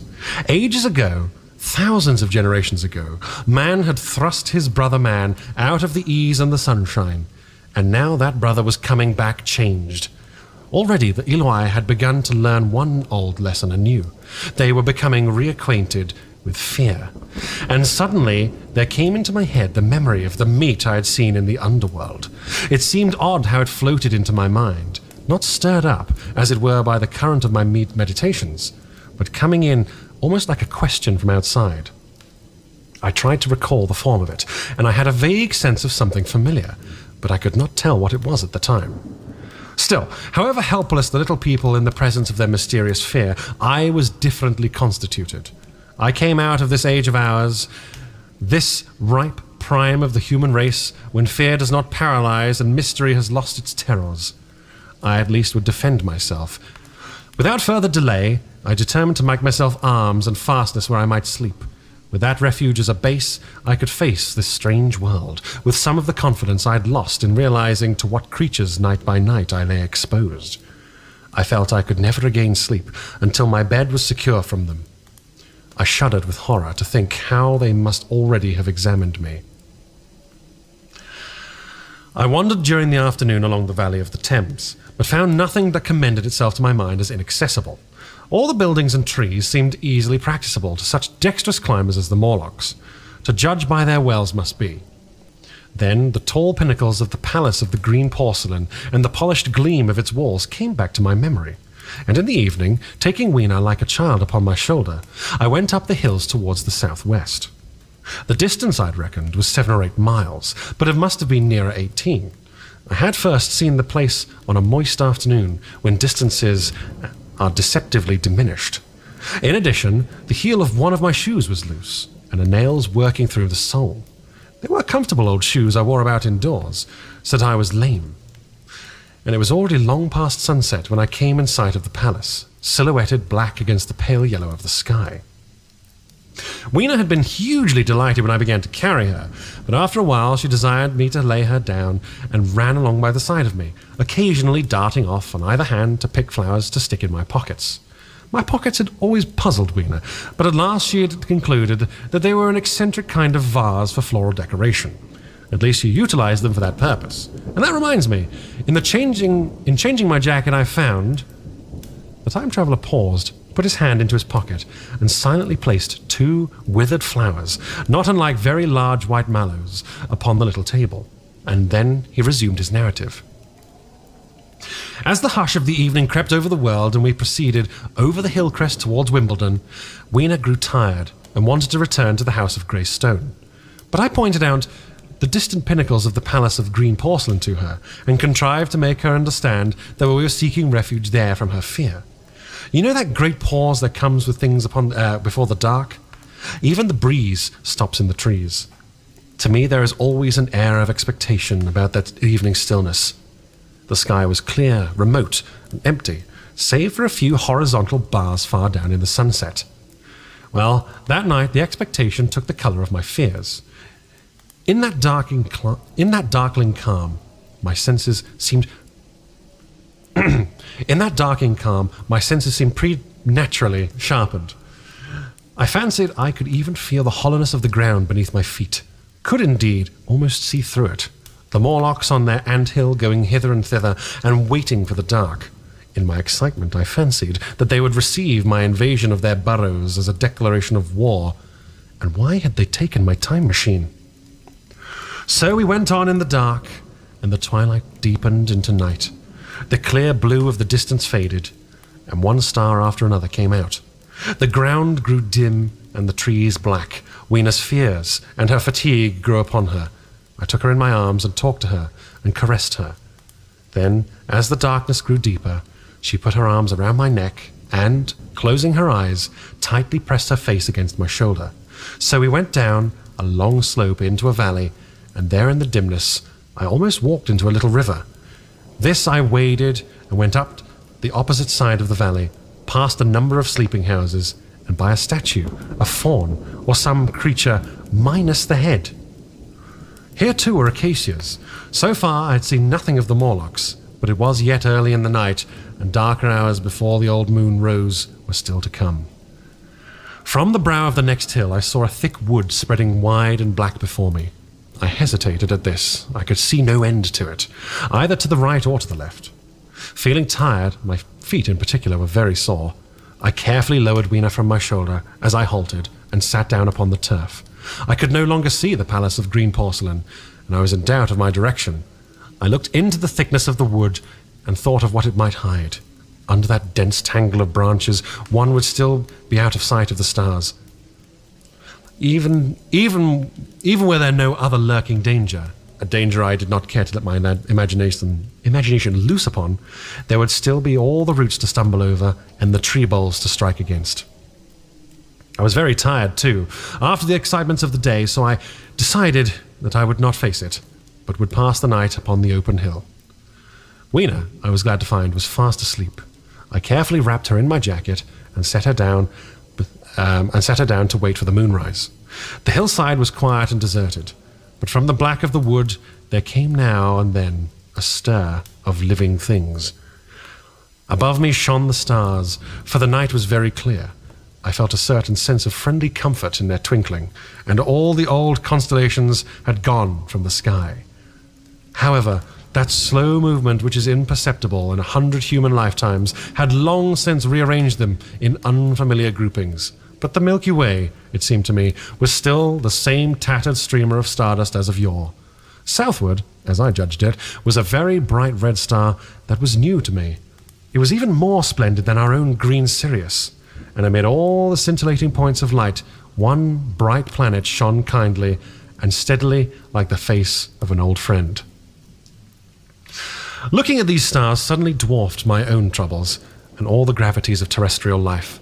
I thought of their unfathomable distance and the slow, inevitable drift of their movements out of the unknown past into the unknown future. I thought of the great processional cycle that each pole of the Earth describes. Only 40 times had that silent revolution occurred during all the years I had traversed, and during these few revolutions, all the activity, all the traditions, the complex organizations, the nations, languages, literatures, aspirations, even the mere memory of man as I had known him, had been swept out of existence. Instead were these frail creatures who had forgotten their high ancestry, and the white things of which I went in terror. Then I thought of the great fear that was between the two species, and for the first time with a sudden shiver came the clear knowledge of what that meet must have been, yet it was too horrible. I looked at little Weena sleeping beside me, her face white and starlike under the stars, and forthwith dismissed the thought. Through that long night I held my mind off the Morlocks as well as I could, and whiled away the time by trying to fancy I could find signs of the old constellations in the new confusion. The sky kept very clear, except for a hazy cloud or so. No doubt I dozed at times. Then, as my vigil wore on, came a faintness in the eastward sky, like the reflection of some colourless fire, and the old moon arose, then, and peaked with white. And close behind and overtaking it, and overflowing it, the dawn came, pale at first, and then growing pink and warm. No Morlocks had approached us. Indeed, I had seen none upon the hill that night, and in the confidence of the renewed day, it almost seemed to me that my fear had been unreasonable. I stood up, found my foot with the loose heel swollen at the ankle and painful under the heel, so I sat down, took off my shoes, and flung them away. I awakened Weena, and we went down to the wood, now green and pleasant instead of black and forbidding. We found some fruit wherewith we broke our fast. We soon met others of the dainty ones, laughing and dancing in the moonlight, though there were no such thing in nature as the night. and then I thought once more of the meat that I had seen. I felt assured now of what it was, and from the bottom of my heart I pitied this last feeble rill from the great flood of humanity. Clearly, at some time in the long ago of human decay, the Morlocks' food had run short. Possibly they'd lived on rats and such like vermin. Even now, man is less discriminating and exclusive in the food that he has, far less than any monkey. His prejudice against human flesh is no deep-seated instinct, and so these inhuman sons of men. I tried to look at this thing in a scientific spirit. After all, they were less human and more remote than our cannibal ancestors of 3,000 or 4,000 years ago, and the intelligence that would have made this state of things a torment had gone. Why should I trouble myself? These Eloi were mere fatted cattle, which the ant-like Morlocks preserved and preyed upon, probably saw to the breeding of, and there was Weena dancing at my side. Then I tried to preserve myself from the horror that was coming upon me, by regarding it as a rigorous punishment of human selfishness. Man had been content to live in ease and delight upon the labours of his fellow man, had taken necessity as his watchword and excuse, and in the fullness of time, necessity had come home to him. I even tried a Carlyle-like scorn of this wretched aristocracy in decay, but this attitude of mine was impossible. However great their intellectual degradation, the Eloi had kept too much from the human form not to claim my sympathy, and to make me perforce a sharer in their degradation and their fear.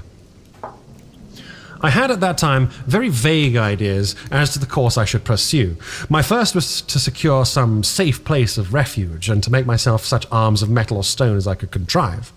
That necessity was immediate. In the next place, I hoped to procure some means of fire, so that I could have some weapon of a torch at hand, for nothing I knew would be more efficient against these Morlocks. Then I wanted to arrange some contrivance to break open the doors of bronze under the White Sphinx. I had in mind a battering ram. I had a persuasion that if I could enter those doors and carry a blaze of light before me, I should discover the time machine and escape.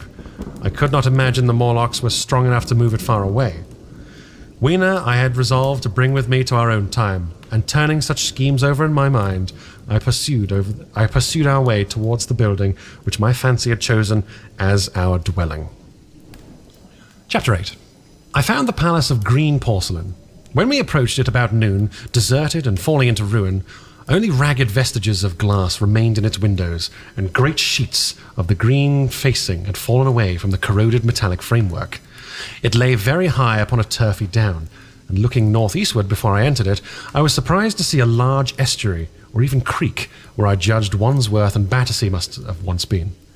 I thought then, though I never followed up the thought, of what might have happened, or what might be happening, to the living things in the sea. The material of the palace proved on examination to be indeed porcelain, and along the face of it I saw an inscription in some unknown character. I thought rather foolishly that Weena might help me to interpret this, but I only learned that the bare idea of writing had never entered her head. She always seemed to me, I fancy, more human than she was, perhaps because her affection was so human. Within the big valves of the door, which were open and broken, we found, instead of the customary hall, a long gallery lit by many side windows. At the first glance I was reminded of a museum. The tiled floor was thick with dust, and a remarkable array of miscellaneous objects was shrouded in the same grey covering. Then I perceived, standing strange and gaunt in the centre of the hall, what was clearly the lower part of a huge skeleton. I recognized by the oblique feet that it was some extinct creature after the fashion of the megatherium. The skull and the upper bones lay beside it in the thick dust, and in one piece, where rainwater had dropped through the leak in the roof. The thing itself had been worn away. Further in the gallery was the huge skeleton barrel of a brontosaurus. My museum hypothesis was confirmed. Going towards the side, I found what appeared to be sloping shelves, and clearing away some of the thick dust, I found the old familiar glass cases of our own time, but they must have been airtight, to judge from the fair preservation of some of their contents. Clearly, we stood among the ruins of some latter-day South Kensington. Here, apparently, was the paleontological section, and a very splendid array of fossils it must have been, though the inevitable process of decay that had been staved off for a time and had, through the extinction of bacteria and fungi, lost 99 hundredths of its force, was nevertheless, with extreme sureness, if with extreme slowness, at work again upon all of its treasures. Here and there I found traces of the little people in the shape of rare fossils, broken into pieces or threaded in strings upon reeds. And the cases had in some instances been bodily removed by the Morlocks, as I had judged. The place was very silent. The thick dust deadened our footsteps. Weena, who had been rolling a sea urchin down the sloping glass of a case, presently came, as I stared about me, and very quietly took my hand and stood beside me. To judge from the size of this place, this palace of green porcelain had been a great deal more than a gallery of paleontology, possibly historical galleries. It might even be a library. To me, at least in my present circumstances, these would be vastly more interesting than the spectacle of old-time geology and decay. Exploring, I found another short gallery running transversely to the first. This appeared to be devoted to minerals, and the sight of a block of sulfur set my mind running on gunpowder. But I could find no saltpeter, indeed no nitrates of any kind. Doubtless they had deliquesced years ago, yet the sulfur hung around in my mind, and I set up a train of thinking. As for the rest of the contents of the gallery, though on the whole they were best preserved of all I saw, I had little interest. I am no specialist in mineralogy, and I went down a very ruinous aisle running parallel to the first hall I'd entered. Apparently, this section had been devoted to natural history, but everything had long since passed out of recognition. A few shriveled and blackened vestiges of what had once been stuffed animals, desiccated mummies and jars that had once held spirit, a brown dust of departed plants, that was all. I was sorry for that, because I should have been glad to trace the patent readjustments by which the conquest of animated nature had been attained. Then we came to a gallery of simply colossal proportions. The singularly ill-lit floor of it running downward at a slight angle from the end of which I'd entered. At intervals, white globes hung from the ceiling, many of them cracked and smashed, which suggested that originally the place had been artificially lit. Here I was more in my element, for rising on either side of me were the huge bulks of big machines, all greatly corroded and many broken down, but some still fairly complete. You know, I have a certain weakness for mechanism, and I was inclined to linger among these, the more so as for the most part they had the interest of puzzles, and I could make only the vaguest guesses as to what they were for. I fancied that if I could solve their puzzles, I should find myself in possession of powers that might be of use against the Morlocks. Suddenly Weena came very close to my side, so suddenly that she startled me. Had it not been for her, I don't think I should have noticed that the floor of the gallery sloped at all. Footnote. It may be, of course, that the floor did not slope, but the museum was built at the side of a hill. The end I'd come in at was quite above ground, and was lit by a rare slit-like window. As you went down the length, the ground came up against these windows, until at last there was a pit like the area of a London house before each, and only a narrow line of daylight on the top. I went slowly along, puzzling about the machines, and had been too intent upon them to notice the gradual diminution of the light until Weena's increasing apprehensiveness drew my attention. Then I saw that the gallery ran down at last into thick darkness. I hesitated, and then as I looked around me I saw that the dust was less abundant and its surface less even. Further away towards the dimness it appeared to be broken by a number of small narrow footprints. My sense of immediate presence of the Morlocks revived at that, and I felt that I was wasting my time in the academic examination of machinery. I called to mind that it was already far advanced in the afternoon, that I had still no weapon, no refuge, and no means of making fire. And then down in the remote blackness of the gallery, I heard a peculiar pattering, and the same old noises I'd heard down the well. I took Weena's hand, then, struck with a sudden idea, I left her and turned to a machine from which projected a lever, not unlike those in a signal box. Clambering upon the stand and grasping this lever in my hands, I put all of my weight upon it sideways. Suddenly, Weena, deserted in the central aisle, began to whimper. I had judged the strength of the lever pretty correctly, for it snapped after a minute's strain, and I rejoined her with a mace in my hand, more than sufficient, I judged, for any Morlock skull I might encounter. and I longed very much to kill a Morlock or so.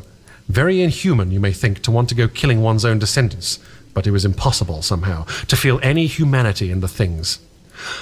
Only my disinclination to leave Weena, and a persuasion that if I began to slake my thirst for murder any time, my time machine might suffer, restrained me from going down the gallery and killing the brutes I heard.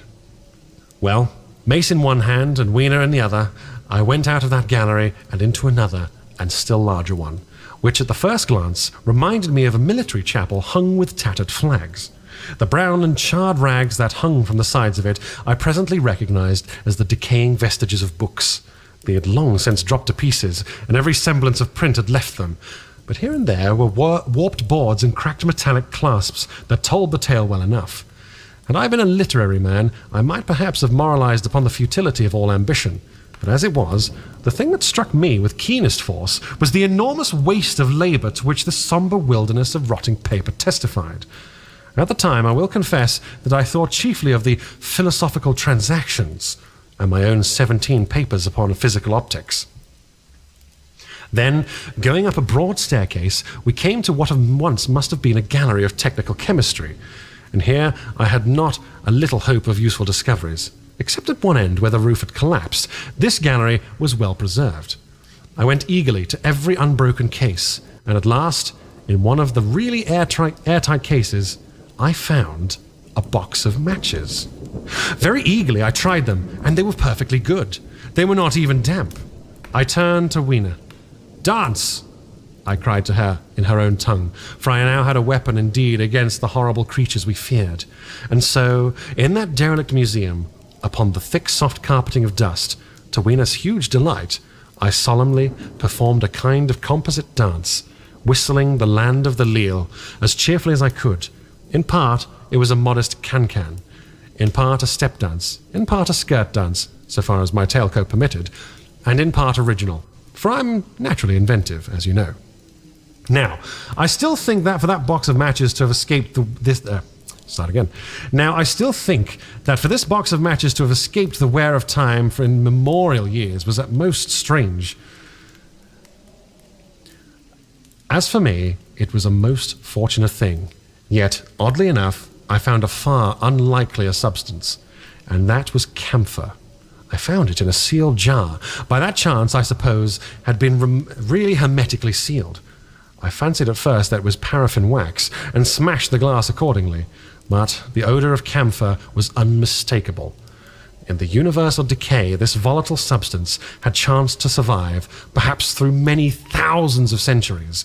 It reminded me of a sepia painting I had once seen done of the ink of a fossil belemnite that must have perished and become fossilized millions of years ago. I was about to throw it away, but I remembered that it was inflammable and burned with a good bright flame, was in fact an excellent candle, and I put it in my pocket. I found no explosives, however, nor any means of breaking down the bronze doors. As yet, my iron crowbar was the most helpful thing I had chanced upon. Nevertheless, I left that gallery greatly elated. I cannot tell you all the story of that long afternoon, for it would require a great effort of memory to recall my explorations in at all the proper order.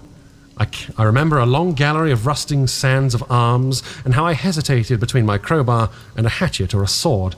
I could not carry both, however, and my bar of iron promised best against the bronze gates. There were numbers of guns, pistols, and rifles. The most were masses of rust, but many were of some new metal and still fairly sound. But any cartridges or powder there may have once have been had rotted into dust. One corner I saw was a charred and shattered, perhaps, I thought, by an explosion among the specimens. In another place was a vast array of idols. Polynesian, Mexican, Grecian, Phoenician, every country on earth I could think. And yet, here, yielding to an irresistible impulse, I wrote my name upon the nose of a steatite monster from South America that particularly took my fancy. As the evening drew on, my interest waned. I went through gallery after gallery, dusty, silent, often ruinous. The exhibits sometimes mere heaps of rust and lignite, sometimes fresher. In one place, I suddenly found myself near the model of a tin mine, and then, by the merest accident, I discovered an airtight case with 2 dynamite cartridges. I shouted, "Eureka!" and smashed the case with joy. Then came a doubt. I hesitated. Then, selecting a little side gallery, I made my essay. I never felt such a disappointment as I did in waiting 5, 10, 15 minutes for an explosion that never came. Of course, the things were dummies. As I might have guessed from their presence, I really believed that they had been so.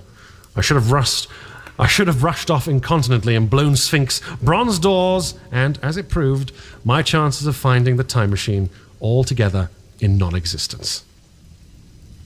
It was after that, I think, that we came to a little open court within the palace. It was turfed and had 3 fruit trees, so we rested and refreshed ourselves. Towards sunset, I began to consider our position.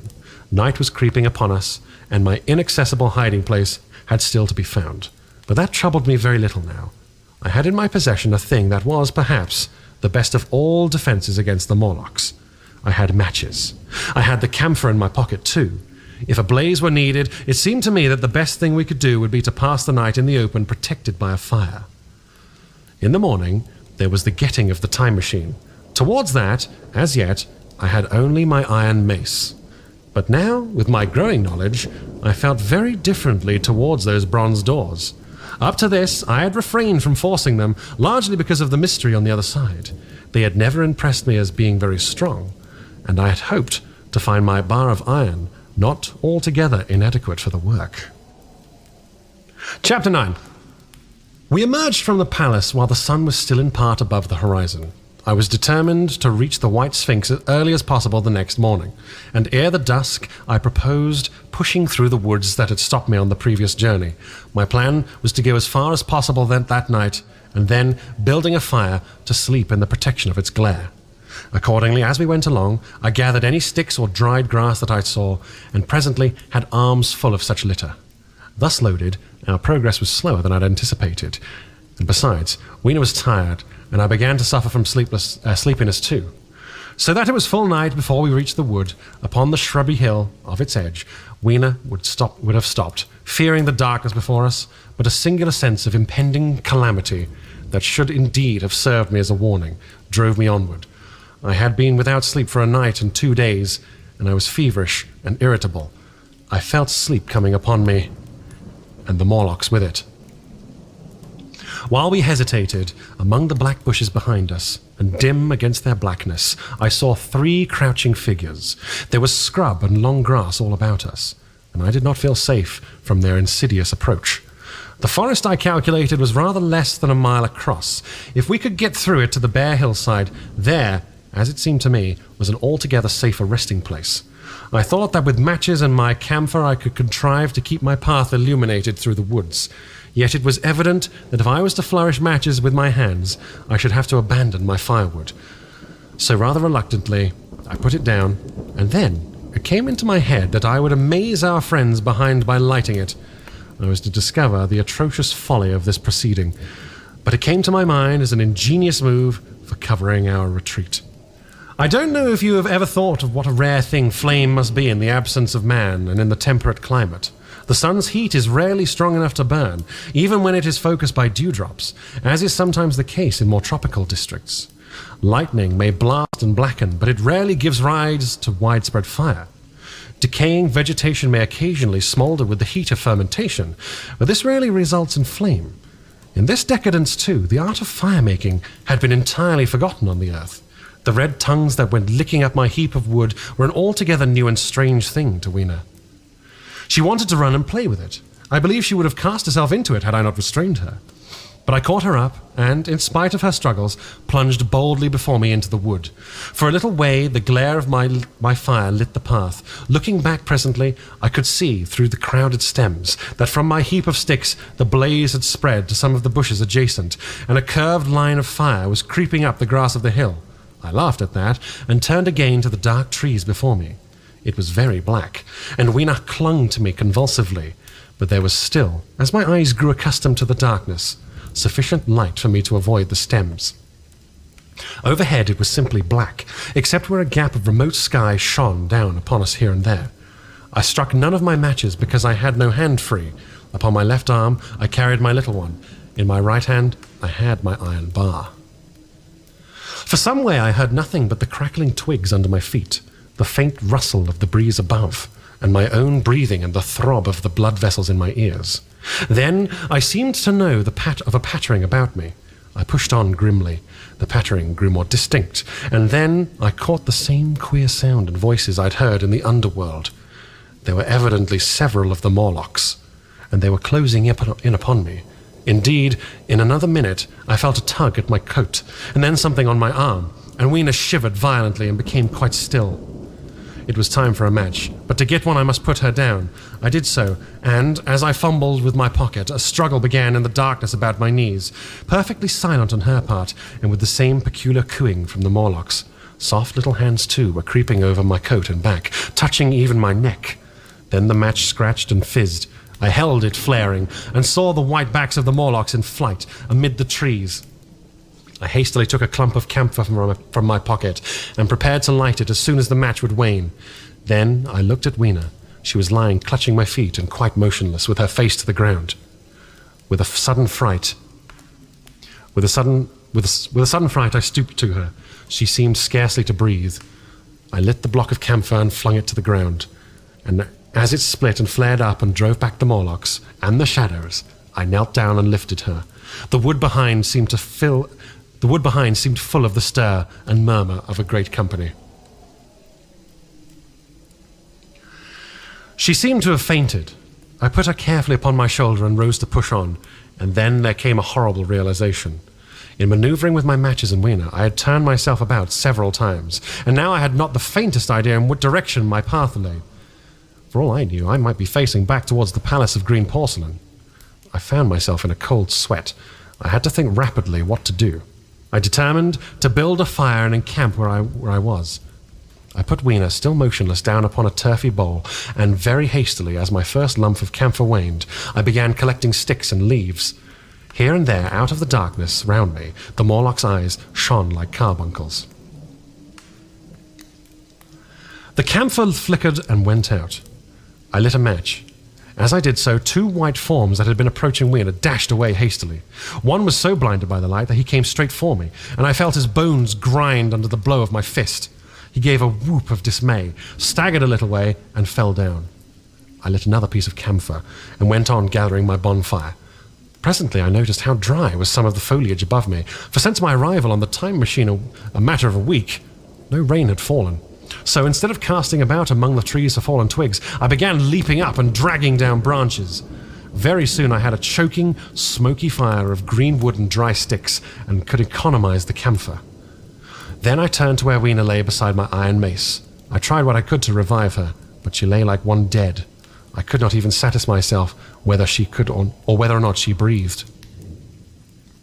Now the smoke of the fire beat over towards me, and it must have made me heavy of a sudden. Moreover, the vapor of camphor was in the air. My fire would not need replenishing for an hour or so. I felt very weary after my exertion and sat down. The wood, too, was full of a slumberous murmur that I did not understand. I seemed just to nod and open my eyes, but all was dark, and the Morlocks had their hands upon me. Flinging off their clinging fingers, I hastily felt in my pocket for the matchbox, and it had gone. Then they gripped and closed with me again. In a moment, I had known what had happened. I had slept, my fire had gone out, and the bitterness of death came over my soul. The forest seemed full of the smell of burning wood. I was caught by the neck, by the hair, by the arms, and pulled down. It was indescribably horrible in the darkness to feel these little creatures heaped upon me. I felt as I was in a monstrous spider's web. I was overpowered and went down. I felt little teeth nipping at my neck. I rolled over, and as I did so, my hand came against my iron lever. It gave me strength. I struggled up, shaking the human rats from me, and, holding the bar short, I thrust where I judged their faces to be. I could feel the succulent giving of flesh and bone under my blows, and for a moment I was free. The strange exultation that so often seems to accompany hard fighting came upon me. I knew that both I and Weena were lost, but I determined to make the Morlocks pay for their meat. I stood with my back to a tree, swinging the iron bar before me. The whole wood was full of the stir and cries of them. A minute passed. Their voices seemed to rise to a higher pitch of excitement, and their movements grew faster. yet none came within reach. I stood glaring at the blackness. Then suddenly came hope. What if the Morlocks were afraid? And close on the heels of that, a strange thing came. The darkness seemed to grow luminous. Very dimly, I began to see the Morlocks about me. 3 battered at my feet, and then I recognized with incredulous surprise that the others were running in an incessant stream, as it seemed, from behind me and away through the wood in front. And their backs no longer seemed white, but reddish. As I stood agape, I saw a little red spark go drifting across a gap between the starlight, between the branches, and vanish. And at that I understood the smell of burning wood, the slumberous murmur that was growing now into a gusty roar, the red glow, and the Morlock's flight. Stepping out from behind a tree and looking back, I saw, through the black pillars of the nearer trees, the flames of the burning forest. It was my first fire coming after me. With that, I looked after... It was my first fire coming after me. With that, I looked for Weena, but she was gone. The hissing and crackling behind me, the explosive thud as each fresh tree burst into flame, left little time for reflection. My iron bar still gripped, I followed the Morlock's path. It was a close race. Once the flames crept forward so swiftly on my right as I ran that I was outflanked and had to strike off to the left. But at last I emerged upon a small open space, and as I did so, a Morlock came blundering towards me and past me and went on straight into the fire. And now I was to see the most weird and horrible thing, I think, of all that I beheld in that future age. This whole space was as bright as day, with the reflection of the fire. In the center was a hillock, or tumulus, surmounted by a scorched hawthorn. Beyond this was another arm of the burning forest, with yellow tongues already writhing from it, completely encircling the space with a fence of fire. Upon the hillside were some 30 or 50 Morlocks, dazzled by the light and heat, and blundering hither and thither against each other in their bewilderment. At first I did not realize their blindness, and struck furiously at them with my bar, in a frenzy of fear, as they approached me, killing one and crippling several more. But when I watched the gestures of one of them groping under the hawthorn against the red sky, and heard their moans, I was assured of their absolute helplessness and misery in the glare, and I struck no more of them. Yet every now and then, one would come straight towards me, setting loose a quivering horror that made me quick to elude him. At one time, the flames died down somewhat, and I feared the foul creatures would presently be able to see me. I was thinking of beginning the fight by killing some more of them before this should happen. But the fire burst out again brightly, and I stayed my hand. I walked about the hill among them and avoided them, looking for some trace of Weena. But Weena was gone. At last I sat down on the summit of the hillock and watched this strange, incredible company of blind things groping to and fro and making uncanny noises to each other as the glare of the fire beat on them. The coiling uprush of smoke streamed across the sky, and through the rare tatters of that red canopy, remote as though they belonged to another universe, shone the little stars.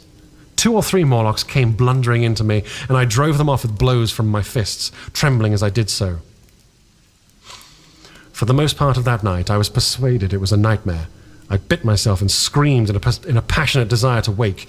I beat the ground with my hands and got up and sat down again, and wandered here and there, and again sat down.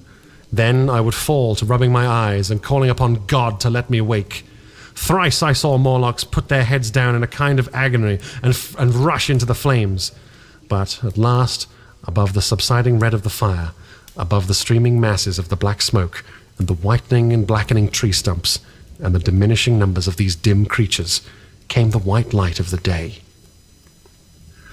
I searched again for traces of Weena, but there were none. It was plain that they had left her poor little body in that forest. I cannot describe how it relieved me to think that it had escaped the awful fate to which it seemed destined. As I thought of that, I was almost moved to begin a massacre of the helpless abominations about me. But I contained myself. The hillock, as I have said, was a kind of island in the forest. From its summit I could now make out through a haze of smoke the palace of green porcelain, and from that I could get my bearings for the White Sphinx. And so, leaving the remnant of those damned souls still going hither and thither and moaning as the day grew clearer, I tied some grass about my feet and limped on across smoking ashes and among black stems that still pulsated internally with fire towards the hiding place of the time machine. I walked slowly, for I was almost exhausted, as well as lame, and I felt the intensest wretchedness for the horrible death of little Weena. It seemed an overwhelming calamity. Now, in this familiar room, it is more like sorrow of a dream than an actual loss. But that morning it left me absolutely alone again, terribly alone. I began to think of this house of mine, of this fireside, of some of you, and with such thoughts came a longing that was pain. But as I walked over the smoking ashes under the bright morning sky, I made a discovery. In my trouser pocket there were still some loose matches. The box must have leaked before it was lost. Chapter 10. About 8 or 9 in the morning, I came to the same seat of yellow metal from which I had viewed the world upon the entering of my arrival. I thought of my hasty conclusions upon that evening, and could not refrain from laughing bitterly at my confidence. Here was the same beautiful scene, the same abundant foliage, the same splendid palaces and magnificent ruins, the same silver river running between its fertile banks. The gay robes of the beautiful people moved hither and thither among the trees. Some were bathing in exactly the same place where I'd saved Weena, and that suddenly gave me a keen stab of pain. And like blots on the landscape rose the cupolas above the ways to the underworld. I understood now what all the beauty of the overworld people covered. Very pleasant was their day, as pleasant as the day of the cattle in the field. Like the cattle, they knew of no enemies and provided against no needs, and their end was the same. I grieved to think of how brief the dream of the human intellect had been. It had committed suicide. It had set itself steadfastly towards comfort and ease, a balanced society with security and permanency as its watchword. It had attained its hopes to come to this at last. Once, life and property must have reached almost absolute safety. The rich had been assured of this wealth and comfort, the toiler assured of his life and work. No doubt in that perfect world there had been no unemployed problem, no social question left unsolved, and a great quiet had followed. 'Tis a law of nature we overlook, that intellectual versatility is the compensation for change, danger, and trouble. An animal perfectly in harmony with its environment is a perfect mechanism. Nature never appeals to intelligence until habitat and instinct are useless. There is no intelligence where there is no change and no need of change. Only those animals partake of intelligence that have to meet a huge variety of needs and dangers. So, as I see it, the upper world man had drifted towards his feeble prettiness, and the underworld to mere mechanical industry. But that perfect state had lacked one thing, even for mechanical perfection: absolute permanency. Apparently, as time went on, the feeding of the underworld, however it was affected, had become disjointed. Mother Necessity, who had been staved off for a few thousand years, came back again, and she began below. The underworld, being in contact with machinery, which, however perfect, still needs some little thought outside of habitat and probably retained per force rather than more initiative, if less of every other human character than the upper. And when other meat failed them, they turned to what old habitat had hitherto forbidden. So I say I saw it in my last view of the world of 802,701. It may be as wrong an explanation as mortal wit could invent. It is how the thing shaped itself to me, and as that I gave it to you. After the fatigues, excitements, and terrors of the past days, and in spite of my grief, this seat and the tranquil view and the warm sunlight were very pleasant. I was very tired and sleepy, and soon my theorizing passed into dozing. Catching myself at that, I took my own hint, and spreading myself out upon the turf, I had a long and refreshing sleep. I woke a little before sun setting. I now felt safe against being caught napping by the Morlocks, and, stretching myself, I came down on the hill towards the White Sphinx. I had my crowbar in one hand, and the other hand played with the matches in my pocket. And now came a most unexpected thing. As I approached the pedestal of the Sphinx, I found that the bronze valves were open. They had slid down into grooves. And I stopped short before them, hesitating to enter. Within was a small apartment, and on a raised place in the corner was the time machine. I had the small levers in my pocket, so here, after all my elaborate preparations for the siege of the White Sphinx, was a meek surrender. I threw my iron bar away, almost sorry not to use it. A sudden thought came into my head as I stooped towards the portal. For once at last, I grasped the mental operations of the Morlocks, suppressing a strong inclination to laugh. I stepped through the bronze frame and up to the time machine. I was surprised to find it had been carefully oiled and cleaned. I have suspected since the Morlocks had even partially taken it to pieces while trying to, in their dim way, to grasp its purpose. Now, as I stood and examined it, finding a pleasure in the mere touch of the contrivance, the thing I had expected happened. The bronze panels suddenly slid up and struck the frame with a clang. I was in the dark, trapped. So the Morlocks thought. At that, I chuckled gleefully. I could already hear their murmuring laughter as they came towards me. Very calmly, I tried to strike the match. I had only to fix on the levers and then depart like a ghost. But I had overlooked one little thing. The matches were of the abominable kind that only lit on the box. You may imagine how my calm vanished.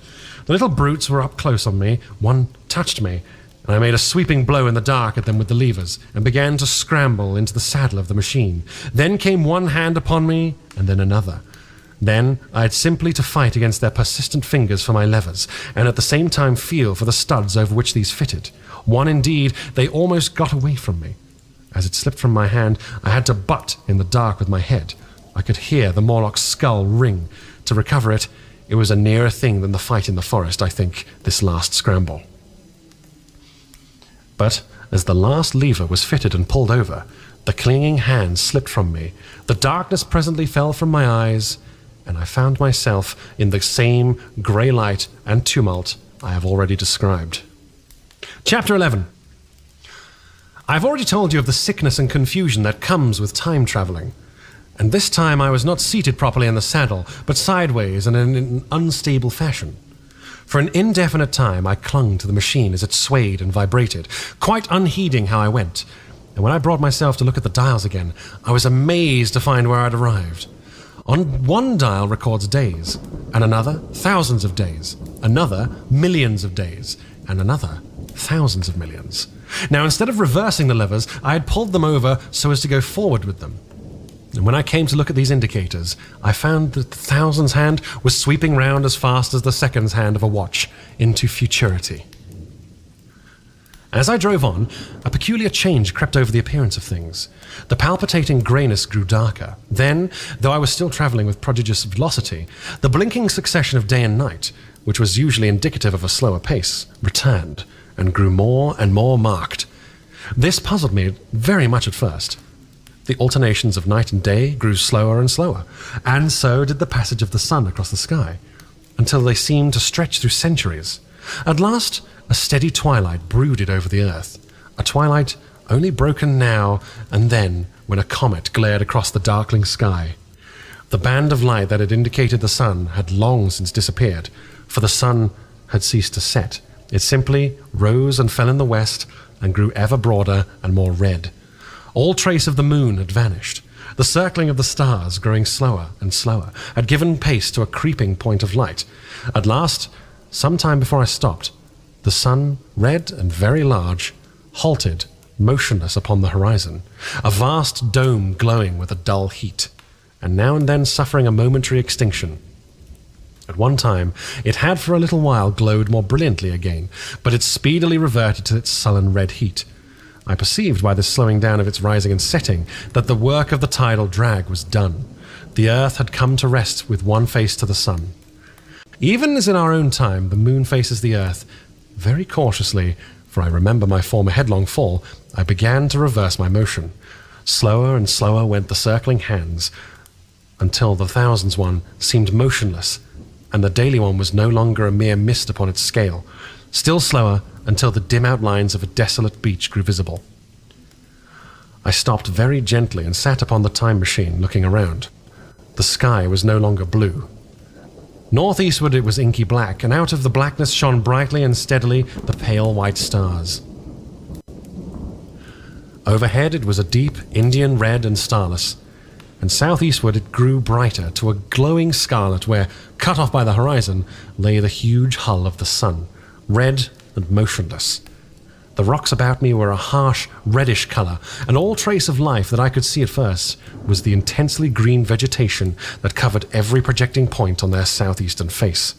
It was the same rich green that one sees on forest moss or on lichen in caves, plants which, like these, grow in perpetual twilight.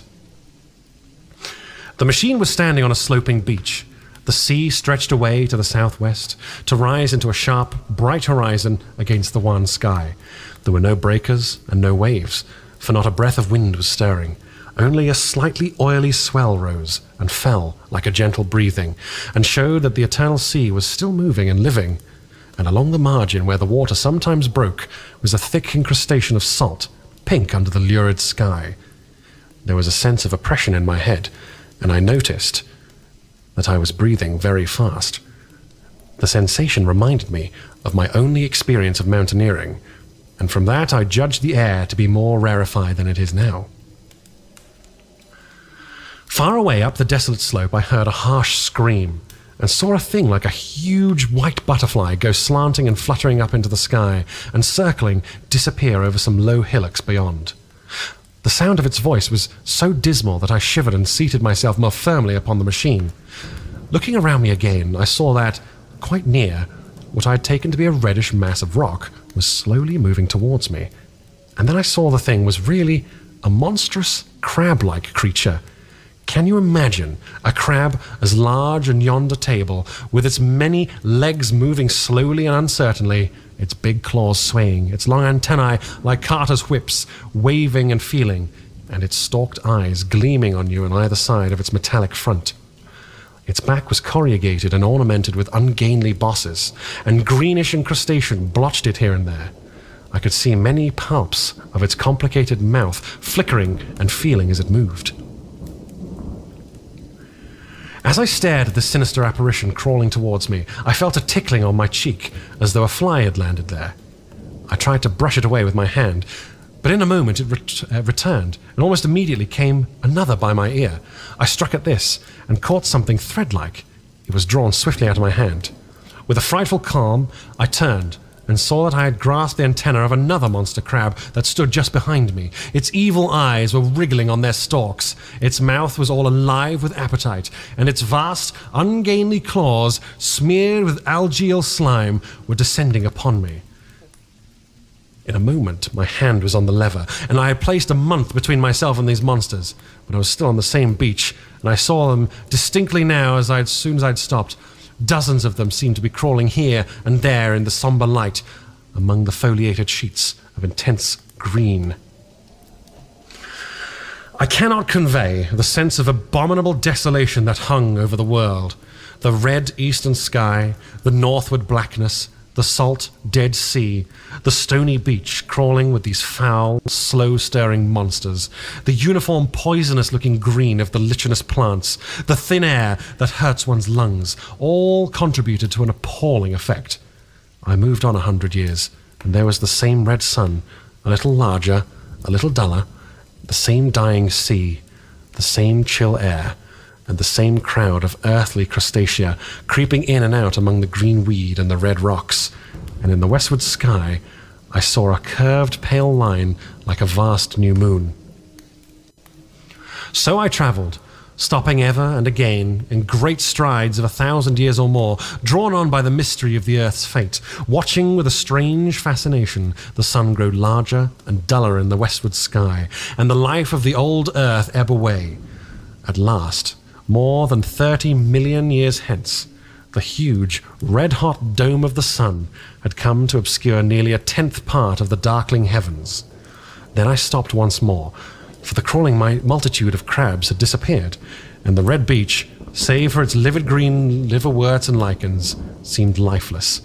And now it was flecked with white. A bitter cold assailed me. Rare white flakes ever and again came eddying down. To the north-eastward, the glare of the snow lay under the starlight of the sable sky, and I could see an undulating crest of hillocks, pinkish white. There were fringes of ice along the sea margin, with drifting masses further out. But the main expanse of that salt ocean, all bloody under the eternal sunset, was still unfrozen. I looked about me to see if any traces of animal life remained. A certain indefinable apprehension still kept me in the saddle of the machine, but I saw nothing moving in earth, sea, or sky. The green slime on the rocks alone testified that life was not extinct. A shallow sandbank had appeared in the sea, and the water had receded from the beach. I fancied I saw some black object flopping out upon this bank. But it became motionless as I looked at it, and I judged that my eye had been deceived, and the black object was merely a rock. The stars in the sky were intensely bright, and seemed to me to twinkle very little. Suddenly I noticed that a circular westward outline of the sun had changed, that a concavity, a bay, had appeared in the curve. I saw this grow larger. For a minute perhaps I stared aghast at this blackness that was creeping over the day, and then I realized that an eclipse was beginning. Either the moon or the planet Mercury was passing against the sun's disk. Naturally, at first I took it to be the moon, but there is much to incline me to believe that what I really saw was the transit of an inner planet passing very near to the Earth. The darkness grew apace. A cold wind began to blow in freshening gusts from the east, and the showering white flakes in the air increased in number. From the edge of the sea came a ripple and a whisper. Beyond these lifeless sounds, the world was silent. Silent? It would be hard to convey the stillness of it. All the sounds of man, the bleating of sheep, the cries of birds, the hum of insects, the stir that makes the background of our lives, all of that was over. As the darkness thickened, the eddying flakes grew more abundant, dancing before my eyes, and the cold of the air more intense. At last, one by one, swiftly, one after the other, the white peaks of the distant hills vanished into blackness. The breeze rose to a moaning wind. I saw the black central shadow of the eclipse sweeping towards me. In another moment, the pale stars alone were visible. All else was rayless obscurity. The sky was completely black. A horror of this great darkness came on me. The cold that smote to my marrow and the pain I felt in breathing overcame me. I shivered, and a deadly nausea seized me. Then, like a red-hot bow in the sky, appeared the edge of the sun. I got off the machine to recover myself. I felt giddy and incapable of facing the return journey. As I stood sick and confused, I saw again the moving thing upon the shore. There was no mistake now that it was a moving thing against the red water of the sea. It was a round thing, the size of a football perhaps, or it may be bigger, and tentacles trailed down from it. It seemed black against the weltering blood-red water, and it was hopping fitfully about. Then I felt I was fainting, but a terrible dread of lying helpless in that remote and awful twilight sustained me while I clambered upon the saddle. Chapter 12. So I came back. For a long time I must have been insensible upon the machine. The blinking succession of the days and nights was resumed. The sun got golden again. The sky blue. I breathed with greater freedom. The fluctuating contours of the land ebbed and flowed. The hands spun backward upon the dials. And at last I saw again the dim shadows of houses, the evidences of decadent humanity. These too changed and passed, and others came. Presently, when the million dial was at zero, I slackened speed. I began to recognize our own pretty and familiar architecture. The thousands hand ran back to the starting point. The night and day flapped slower and slower. Then the old walls of the laboratory came round me. Very gently now, I slowed the mechanism down. I saw one little thing that seemed odd to me. I think I've told you when I set out, before my velocity became so high, Mrs. Watchett had walked across the room, travelling, as it seemed to me, like a rocket. As I returned, I passed again across that very minute when she traversed the laboratory. But now her every motion appeared to be the exact inversion of her previous ones. The door at the lower end opened, and she glided quietly up the laboratory, back foremost, and disappeared behind the door by which she had previously entered. Just before that, I seemed to see Hillier for a moment, but he passed like a flash. Then I stopped the machine and saw about me again the old familiar laboratory, my tools, my appliances, just as I had left them. I got off the thing very shakily and sat down upon my bench. For several minutes I trembled violently. Then I became calmer. Around me was my old workshop again, exactly as it had been. I might have slept there, and the whole thing have been a dream. And yet, not exactly. The thing had started from the southeast corner of the laboratory. It had come to rest again in the northwest, against the wall where you saw it.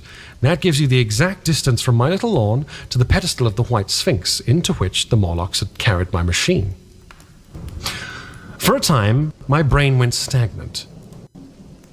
Presently, I got up and came through the passage here, limping because my heel was still very painful, and feeling sorely begrimed, I saw the Pall Mall Gazette on the table by the door. I found the date was indeed today, and looking at the timepiece, saw the hour was almost 8 o'clock. I heard your voices and the clatter of the plates. I hesitated. I felt so sick and weak. Then I sniffed good wholesome meat and opened the door on you, and you know the rest. I washed and dined, and now I am telling you this story. I know, he said, after a pause, that all of this will be absolutely incredible to you. To me, the one incredible thing is that I am here tonight in this old familiar room, looking into your friendly faces and telling you these strange adventures. He looked at the medical man. No, I cannot expect you to believe it. Take it as a lie or as a prophecy. Say I dreamed it up in a workshop. Consider I've been speculating upon the destinies of our race until I've hatched this fiction. Treat my assertion of its truth as a mere stroke of art and to enhance its interest. And taking it as a story, what do you think of it?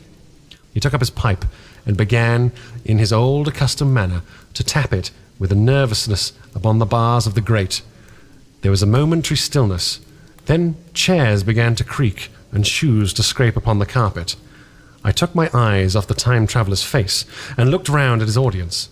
They were in the dark, and little spots of colour swam before them. The medical man seemed absorbed in the contemplation of our host. The editor was looking hard at the end of his cigar, the sixth. The journalist fumbled for his watch. The others, as far as I remember, were motionless. The editor stood up with a sigh. "Oh, what a pity it is you're not a writer of stories," he said, putting his hand on the time-traveller's shoulder. "You don't believe it?" "Well, I thought not." The time-traveller turned to us. "Where are the matches?" he said. He lit one and spoke over his pipe, puffing. "To tell you the truth, I hardly believe it myself.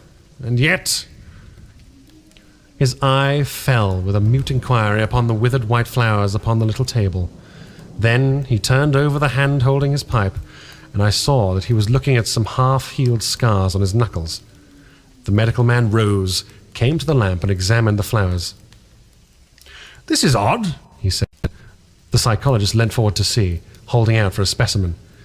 "I'm hanged if it isn't 1:45, said the journalist. "How shall we get home?"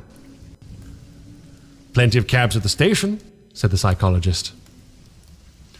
"It's a curious thing," said the medical man, "but I certainly don't know the natural order of these flowers. May I have them?" The time-traveller hesitated. Then suddenly, "Certainly not." "Where did you really get them?" said the medical man. The time-traveller put his hand to his head. He spoke like one who was trying to keep a hold of an idea that eluded him. "They were put into my pocket by Wiener when I travelled into time." He stared around the room. "I'm damned if it isn't all going. This room and you and the atmosphere of every day is too much for my memory. Did I ever make a time machine? Or a model of a time machine? Or is it all only a dream?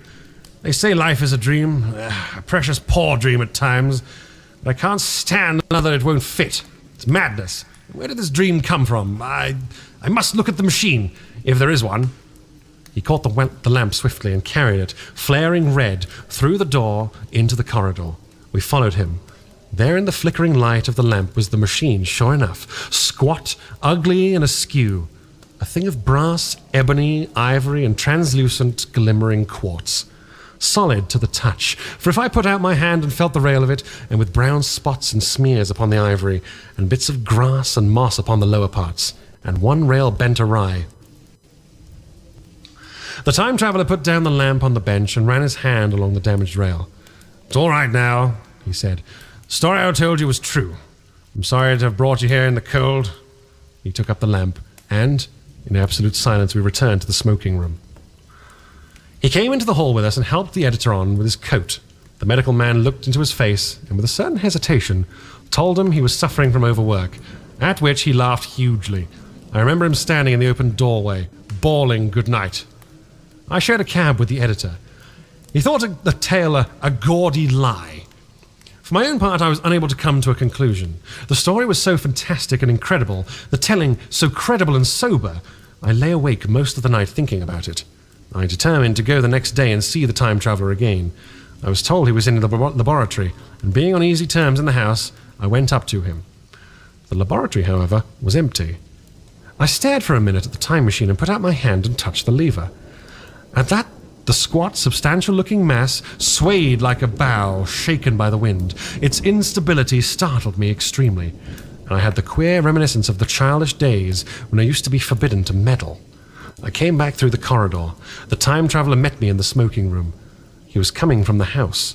He had a small camera under one arm and a knapsack under the other. He laughed when he saw me and gave me an elbow to shake. "I'm frightfully busy," said he. "Why, with that thing in there." "But it's not some hoax," I said. "Do you really travel through time?" "Really and truly I do." And he looked frankly into my eyes. He hesitated. His eye wandered about the room. "I only want half an hour," he said. "I know why you came, and it's awfully good of you. There's some magazines here. If you'll stop to lunch, I'll prove to you this time travelling up to the hilt, specimen and all. If you'll forgive me, I'm leaving you now." I consented, hardly comprehending then the full import of his words, and he nodded and went on down the corridor. I heard the door of the laboratory slam, seated myself in a chair, and took up a daily paper. What was he going to do before lunchtime? And then suddenly I realized I was reminded by an advertisement I'd promised to meet Richardson, the publisher, at 2. I looked at my watch and saw that I could barely save that engagement. I got up and went down the passage to tell the time traveller. As I took hold of the handle of the door, I heard an exclamation, oddly truncated at the end, and a click and a thud. A gust of air whirled around me as I opened the door, and from within came the sound of broken glass falling on the floor. The time traveller was not there. I seemed to see a ghostly, indistinct figure sitting in a whirling mass of black and brass for a moment, a figure so transparent that the bench behind with its sheets of drawing was absolutely distinct. But this phantasm vanished as I rubbed my eyes. The time machine had gone. Save for a subsiding stir of dust, the further end of the laboratory was empty. A pane of the skylight had, apparently, just blown in.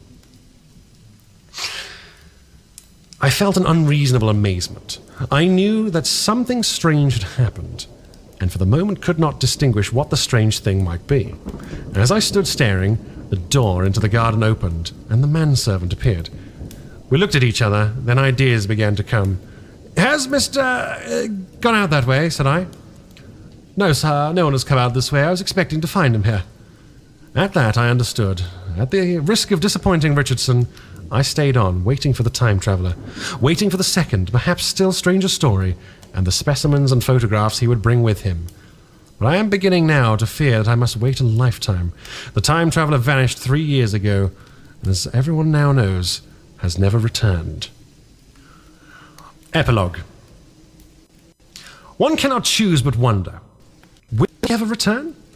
It may be that he swept back into the past and fell among the blood-drinking, hairy savages of the age of unpolished stone, into the abysses of the Cretaceous Sea, or among the grotesque saurians, the huge reptilian brutes of the Jurassic times. He may even now if I may use the phrase, be wandering on some plesiosaurus-haunted Oleatic coral reef or beside the lonely saline lakes of the Triassic Age? Or did he go forward into one of the nearer ages, in which men are still men, but the riddles of our own time answered and its wearisome problems solved? Into the manhood of the race, for I, for my own part, cannot think that these latter days of weak experiment, fragmentary theory, and mutual discord are indeed man's culminating time. I say for my own part, he, I know, for the question had been discussed among us long before the time machine was made, thought but cheerlessly of the advancement of mankind, and saw in growing piles of civilization only a foolish thing, only a foolish heaping that must inevitably fall back and destroy its makers in the end.